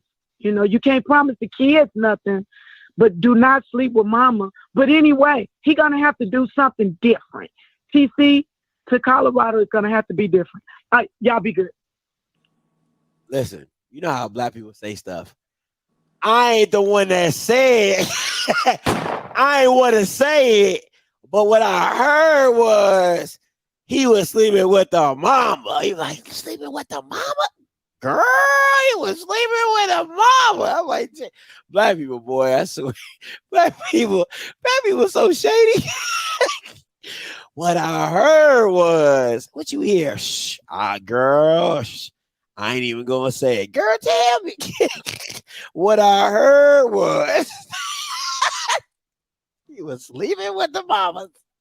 Not the mamas, girl. Yeah, sleeping with the mamas. VI smash. Oh, Jesus. boy, black people, boy. That's allegedly, people. Please don't go out there running with that. It's allegedly. Yeah. Oh man, that was funny. I don't even know who she said was sleeping with the mamas, but 0547 coming to you. Oh, that was funny. Scotty, what's up, baby? Kofi, what's up? It's Mike. To all the people out here who trying to give an excuse, and I know some of them say that's not an excuse for Jackson State, but they're talking about, they was thinking about Coach Prime, they was going through this, yeah, they probably was, but none of y'all ain't give FAMU no excuses when they took that L to Jackson State down there in Miami, and not to mention you had somebody like Isaiah Land. Y'all don't know that man ain't even practiced that whole week. He coming there with a broke thumb and a aggravated hamstring against JSU, and they had other players and other things that were going on. But ain't nobody want to give no slack to FAMU. I promise, if FAMU would have played Jackson State at the end of the year, y'all, a lot of people talking about the plays that North Carolina Central ran, fake punt, and then when they threw it to the quarterback. If you watch that Bethune-Cookman. Dog, y'all got y'all ass whooped, bro. Listen. There's a lot of things you can explain. You can explain 24-21. You can explain 7-6. There is nothing that you can say to me to explain a 59-3 ass whooping. There's nothing you can say to explain a 59. I don't give a damn if you lost your whole D line.